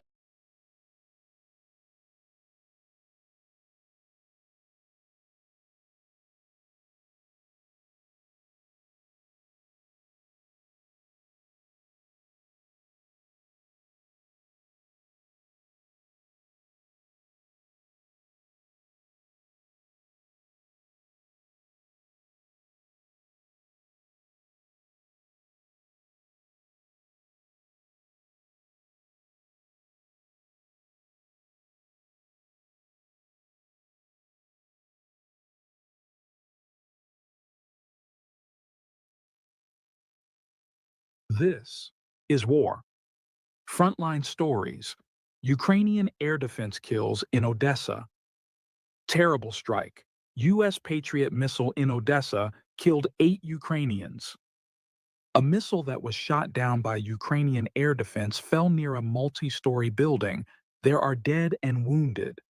Earlier, the head of Zelensky's office, Yermak, lied about a targeted strike on civilian infrastructure. Initially, Ukrainian media tried to write everything off as a targeted Russian missile strike. Ukrainian resources had previously managed to publish a video of the successful interception of the Iskander, and in one of the videos of the aftermath, a fragment of an American IM-104F anti-aircraft missile from the Patriot PAC-3 air defense system was captured on camera. In the end, Ukrainian command had to officially admit that all the casualties and destruction were the result of the work of Ukrainian air defense crews. The Ukrainian Air Force Command stated that today's mass deaths in Odessa were the result of air defense operations. The published report states that the tragedy occurred as a result of the fall of a downed 9M-23 ballistic missile from the Iskander MOTRK, which corresponds to the remains of a MIM-104F anti-aircraft missile from the Patriot PAC-3 SAM system found at the site. Only this variation of the Patriots is capable of shooting down ballistics. Human corpses are lying right on the road. Civil infrastructure is damaged. Cars, shops, a residential building. There is a large fire at the crash site. During the day, the Ukrainian media roared over an explosion. A rocket hit a residential building in Odessa, and Ukrainian media, without thinking twice, blamed the Russian troops who were carrying out strikes on military facilities. Ukrainian journalists, the mayor, and activists all trumpeted in one voice about how cruel the Russians are. Until footage emerged of the missile falling, and then of the debris, which clearly showed a RRAS-3 anti-aircraft missile from the Patriot air defense system. It turned out to be a standard situation when Ukrainian air defense forces tried to shoot down a Russian drone or UAV, but instead killed their own. According to preliminary data, the death toll has already reached at least 10 people, 7 of whom are police officers. This is no longer surprising. What is more important is that the Ukrainian armed forces moved the Patriot complex to Odessa and placed it in the center next to the port, which the Russian armed forces have been methodically striking over the past weeks. There have been strikes before, but the American SAM system, which is in short supply, was not observed there before. This means that there are things very important for the Ukrainian armed forces, such as weapons and ammunition, which need to be protected from missiles and geraniums, have once again begun to be transported through the Odessa port. Only in this case, the logic of the Patriot air defense missile system deployment seems justified. Or the Ukrainian side wanted to try to catch Russian pilots flying over the Black Sea, but instead ended up placing civilians in harm's way. By the way, this is not the first time such events occur. In the most recent video, a Ukrainian female soldier was filmed operating a manpad, but it seems no one explained to her that it needs to be shot upwards instead of horizontal, Such actions can only cause further damage to civilian buildings.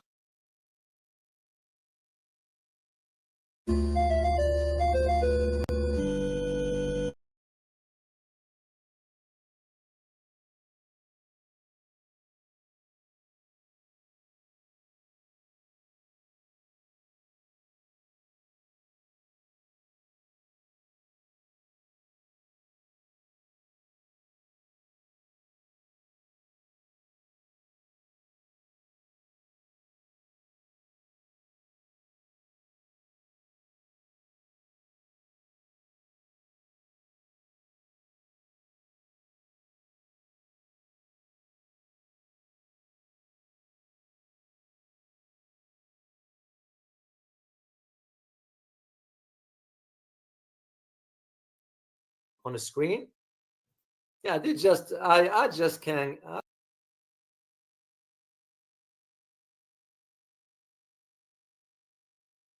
Those who might be interested in purchasing a copy. So I will highly recommend you go get a copy of this particular book.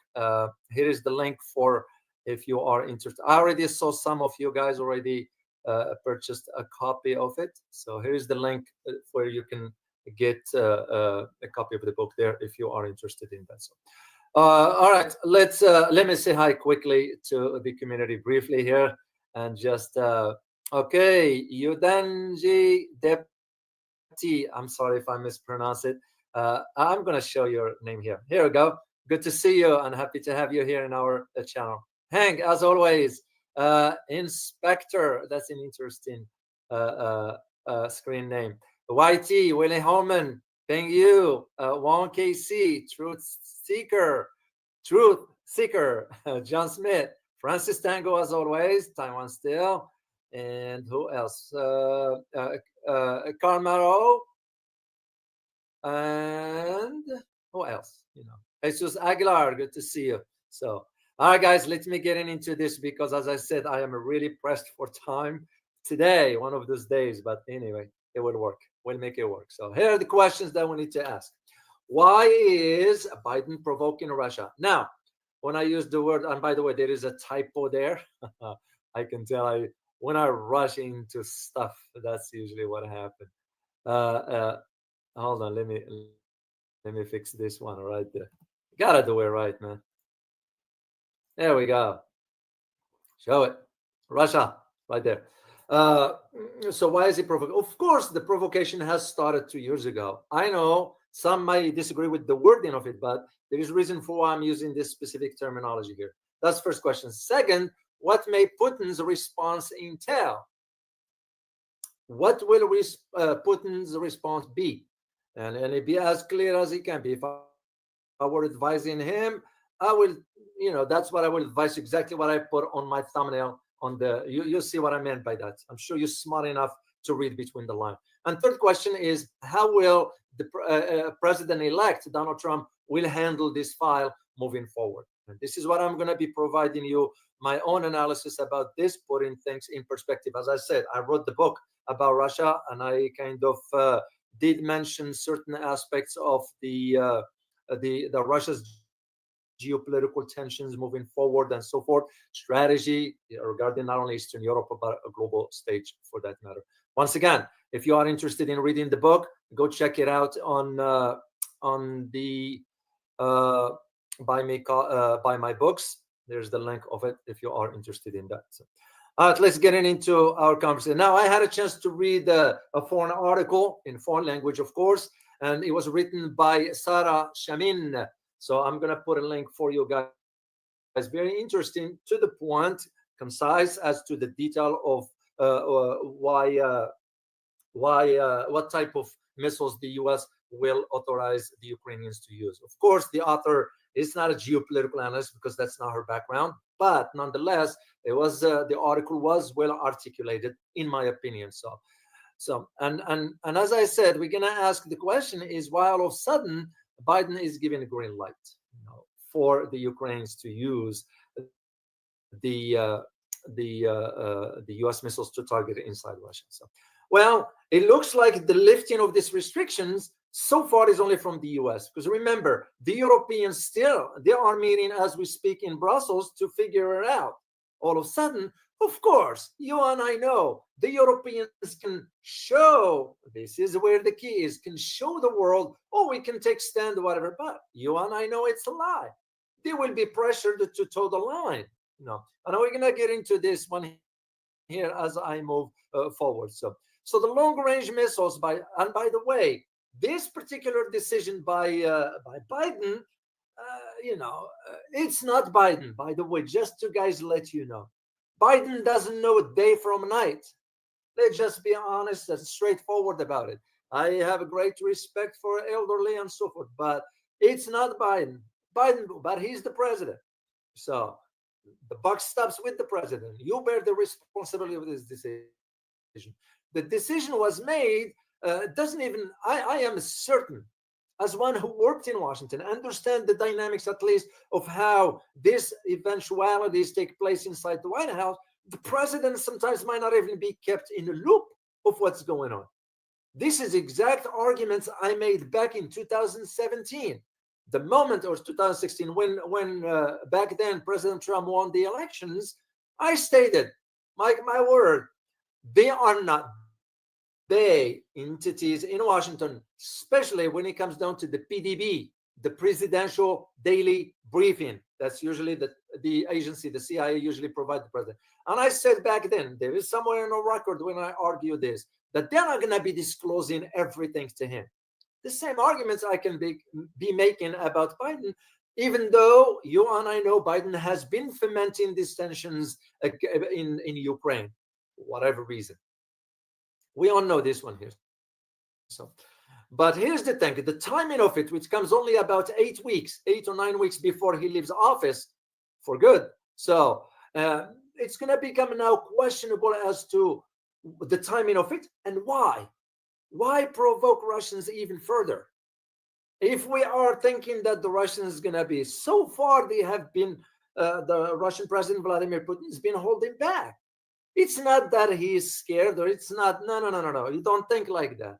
You're thinking about the consequences, dealing with, in this case, pushing forward with this kind of decision is going to turn now the calculations for everyone, and I won't be surprised that Russian president didn't say much. What the Kremlin spokesperson Dmitry Peskov argued that, which is common sense, which means now that since the White House issued this or gave the green light, that means Washington is involved. That means NATO is involved into the conflict, which you and I know NATO has been involved, because there were some special ops operating on Ukrainian soil. They are foreign fighters in Ukraine. Part of NATO, that is. That's what I meant by foreign fighters. So, and all this also comes in conjunction with one another event that is taking place, which is the presence of North Korean soldiers fighting alongside the Russians. So you can see the dynamics that is. However, the sentiments that was expressed by the Kremlin reflects also what the Russian president has said before. That means now the US is part of the conflict, which means they become a legitimate target. And we all know Russia and the US fighting, we all know what it means. Let's not pretend otherwise. So, what's interesting that I found so far, that the president-elect Trump didn't comment at all. So far, I didn't see anything. So, and that's why will be interesting to see how the establishments in Washington pushing this in this direction versus what the Europeans is going to be doing. So, now let me first share a picture with you about this particular type of missiles. And again, I'm not getting into the technicalities of this. It's not my area, first of all, and second, I don't focus much on that stuff. I deal with geopolitics. That's what I deal with. So the missile that is supplied by now the U.S. to Ukraine are called the ATACMS, which is the Army Tactical Missile System. So those ones have usually a range of about given 280 to 320 kilometers. It's about 195 miles. And we're first deployed, by the way, this is not new. Those are deployed. The first time they were deployed back in 1980s. That's how far back they go. So ATACMS, that's what it is. So the ATACMS, which built by U.S. manufacturer Lockheed Martin, sort of can be launched using the HIMARS launchers. And this is where it's going to be very, very problematic, pardon me, because hitting inside Russia of about 300 kilometers, that will be very, very problematic. And I am certain that the Russians will not tolerate this, and neither they should.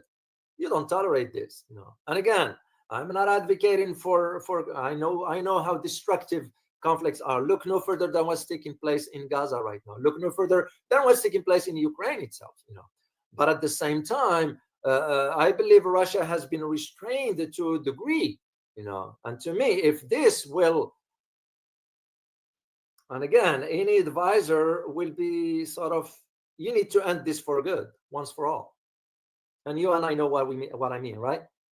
Know what I mean? And this is where I am very watching now what the Russian president is going to be stating soon. So far, I haven't come across anything yet, but I am going to be keeping an eye on this as I move forward. So now, there's one of the things we need to consider in this analysis, at least as briefly as it might be. So first of all, now the comedian Zelensky, that is comedian President Zelensky, you know, he's been saying this, which means what now? That the element of surprise is gone. You know, usually with something like this, you want to have the element of surprise. That surprise is gone now. There is nothing for that. So, and the other aspects of it, which I believe should he Zelensky in this case go ahead and launch that one, Russia will have no other option but to retaliate massively. And to me, I hope that the Russians will do one thing: let the civilians out first. If you are to flatten something, let the civilians out first. And I believe they will do that. They will announce to the civilians to evac and just flatten whatever. That's what I see. Because if there will be no response from the Russians, this will escalate even further. Now, we don't know to what degree Donald Trump, when he is inaugurated as a president, will have much influence. Remember, as I always say, you know, the president sometimes is not in the loop of what's going on by design. And we all used to say before, well, maybe when Trump wins the elections, he's going to stop the war in Gaza. We all know now what he's doing with the support he's providing, or he's going to provide even further. So that's why you don't kind of, there's one thing I am keeping an eye on to understand. Now, the second thing that I need to consider in this analysis is vis-a-vis the decision of Biden. Was this some sort of a revenge as far as from Biden regarding the loss of elections? Because the Democrats lost very badly, very, very badly. I'm just thinking outside the box here. Most likely, if I am to guess, as an American being here, the people were frustrated with Democrats because of the inflation, the economy. Like I did the video for you guys about why Americans ignore foreign policy. Hardly ever any will think about foreign policy as much as they will think about the economics, their pocket. Like the saying goes here in America, we tend to vote with our pockets. In other words, the economy. There's the possibility of that, but that doesn't mean I will rule out that possibility of Biden being vengeful. First of all, creating another nightmare for the next president that is going to be entangled for. And second is as a revenge for the loss of the elections. What do you guys think? Will my assessment, in your opinion, be spot on? Just please share yes or no in the chat box. In your opinion, do you think that this particular decision was a revenge? So, oh, Francis Tango, thank you very much for your super sticker. what will happen now, World War III. Ukraine already have. Yeah, it's gonna be very, very, very, very delicate the next few days, if I may use the term. So we shall see. Once again, thank you for your super sticker, Francis Tango. Let me see your answer, guys. Just yes or no. And once again, the question is, do you think, in your opinion, Biden's giving green light was a post-election here in the US revenge? So, yes or no? Let me see what you put. A truth seeker, you say yes. Marcian Dorcier, you say yes. Caracolak, you say yes. Jesus Aguilar, you say yes. Locio Delgado, yeah. Pangyu, yeah. I happen to lean into that answer as well. Say yeah. Hassan Yilmaz, yes.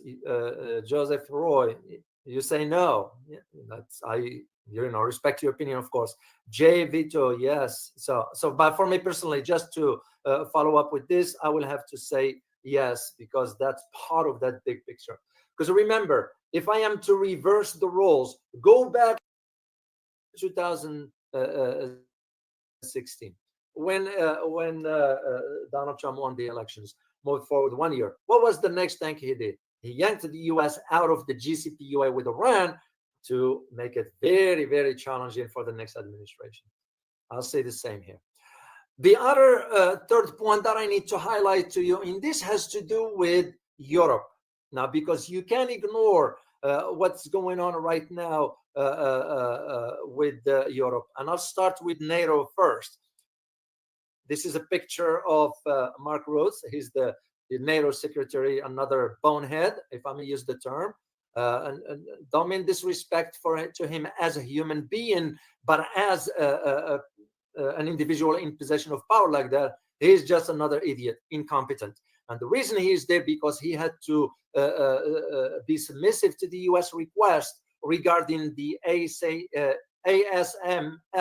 that makes the microchip equipment.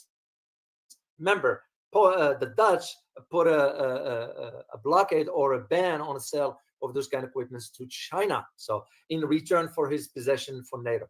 That's how it works, by the way, guys. That's why he's very submissive to the US. He's the one so far pushing against what the Europeans want. The Europeans are saying, no, we don't need to engage with it. Yes, we want to support Ukraine, but not to this level.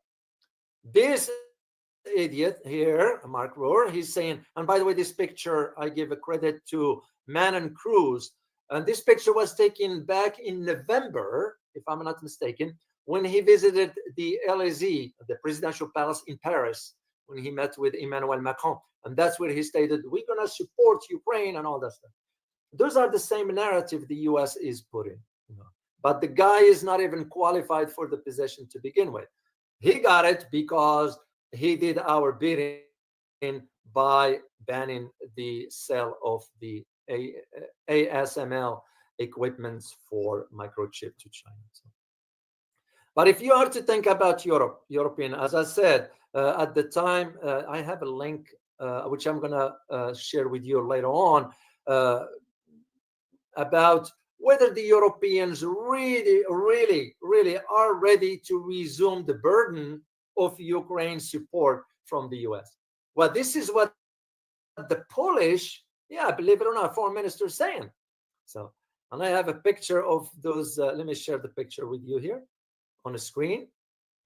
Yeah, they just, I just can't, I don't get it. I don't get it with these Europeans. So, here's the picture here, full screen. So what you're looking at right there, this is from left, this first guy here from France. This is France's Minister for European and Foreign Affairs, Jean-Noël Barrot. The second one right here, second from your left, is the Italian Foreign Minister, Antonio Tajani. The third, and he's the one who stated this is the Poland Foreign Minister, Radosław Sikorski. And you know this one, Foreign Minister of Germany, Annalena Baerbock. and Estonia, which, by the way, has been supporting Ukraine, giving them some few millions of dollars. But what that's going to do is just go into the pocket of Zelensky anyway. So when you think about the Europeans now, you think in terms of, well, what can they do? Well, so far, there is a division that exists in Brussels right now, because most of the Europeans are saying, well, now we will be able to resume this burden. In other words, we take responsibility of supporting Ukraine. They can't, because you have now Olaf Scholz that is kind of still hesitating on providing Ukraine with a longer range missiles. Yeah, despite what you hear, he's a stubborn man. And so far, Olaf Scholz is saying no. But Olaf Scholz has a different calculations. And this one has to do with the upcoming elections early next year in Germany. You don't know what it means. When you look at the economy of Germany, where it is, when you look at with the, and I kept this picture here for a reason. When you look at the manufacturing shutting down in Germany because the high cost of energy, you can just see why. He's going to have to think long term. The second thing is Olaf knows now that Joe Biden is going. He ain't never coming back to the presidency. But Olaf Scholz also was the one who made a phone call to the Russian President Vladimir Putin. So this is where you think about what you read out might be different than what's taking place behind the scenes. And that's exactly why I believe this, because so far, when you look at the it was a research conducted. I think I'm going to get you that one, if I remember where I got it. The German elections early next year, you already have about 61% are against sending long-range missiles to Ukraine. But of course, Germany, if it is forced by the US, they're going to do so. It's no different than South Korea. It's no different than Philippines. It's no different than Australia, Japan, Canada. You get the rest. All those countries are under the thumb of the US. There's no other way of stating this. So, and the other thing is for us to ask all of a sudden that Ukraine is like, oh, we want to have this long range so we can fight for our democracy and freedom and all that nonsense stuff. So, well, the decision, of course, that prompted all this is the deployment of the North Korean troops in Kursk's region. Because remember, the president-elect Donald Trump already stated that you, Ukraine, can negotiate with Russia, but you're going to have to give up some territories. Interesting enough that Donald Trump, you know which area he mentioned? He mentioned Crimea. What about the Donbass and all the eastern part? Do you think Russia is going to give that back? I don't think so. And this is why the comedian President Z is kind of like hoping that now that got the green light from the US. Well, Europeans haven't said anything yet. I'm sure they will toe the line. There is no other way. Because you have the US, you have the UK. UK, by the way, has been allowing missiles to be used against Russia. Makes you just wonder. And I am sure you guys are aware of the meeting that took place between President Xi and the UK's idiot Prime Minister Steinmeier. I just don't get it with these Europeans. They just, it's baffling. It's really baffling to understand where these dynamics are headed and why. So the idea so far that the President Biden, the soon outgoing President Biden will give the green light does not suggest that it's fait accompli. This is what I wanted to report to you today. That's why I wanted to do this live stream here. Yes, there are a lot of YouTube out there. The US got a green light. They're gonna, let's take a step back. And this is one thing where you differentiate between sensationalism and factual stuff. And I want you to be aware of this. Yeah. Yes, it is my prediction that things are gonna move forward. But at the same time, there's a lot of things that goes on behind closed doors regarding this dynamics, because you're talking about a major retaliation from the Russians that could include a tactical nukes. because now they are saying, hey, because Russia has a doctrine in its nuclear use, if ever Russia feels threatened, its security is threatened, they reserves the right to use nukes. They never disclosed whether strategic or tactical. At least when I did the research, I wrote the book, that's what I found. But it is in their doctrine. In other words, they will deploy. And so far, if you've been keeping attention to what's going on, the Russian President Vladimir Putin already a few months ago initiated some drills for tactical nukes. That's for a reason to why they were doing that. Also. And this is where I'm seeing now whether we're going to be stating that the transatlantic relations, there is a cracks in the transatlantic relations, because now you got President-elect Trump who's coming up, who is against the support for NATO and all the funding we are sending to Ukraine, and rightly so. Do I agree with Trump? No, the guy is not qualified for. Let me just state this for the record. I have nothing against Trump, but he is not qualified to understand the geopolitical dynamics. But he is right on certain points. You give credit where credit is due. Why are we sending our tax dollars to Ukraine? Why are we sending our tax dollars to Israel? Why are we sending our tax dollars to Jordan, to other Egypt, and so forth? Not just one country or two. Let me just be clear about this one. If you only know the financial aid that we are providing through State Department to other countries, has nothing to do with the welfare of those countries. But it's obvious for what Biden's been doing regarding Ukraine, and even to his last month or so, already declaring the allocation of $6 billion that's going to Ukraine before Donald Trump inaugurates the office. Why? Shame on you, Biden, for doing this, because that's U.S. tax dollars. You can't be doing that. You have no right to just waste that money that doesn't belong to you. But on the other hand, you all know how our system is corrupted to its core. No matter what, till the system is changed from within. We're not talking about politicians here. We're talking about the structure of the system itself. And most Americans do not understand this dynamics. Till I understand this, and this is why I don't see sort of a change here, but that's how it is. So for now, suffice it to say, this is where the challenge is going to be now the next few days. And I'm going to keep an eye open on this one to see what the Russian president's decision is going to be, and whether the moment the Ukrainians launched that missile, depending again where and how and what targets and so forth, it will be interesting to see what the Russians' reaction is going to be. So, and this is why, guys, I can't stress enough for you, if you want to really have a grasp on understanding where this is all headed and so forth, try read my book here about Russia that I just uploaded for you guys if you're interested. All right, guys, that's go figure. Follow me.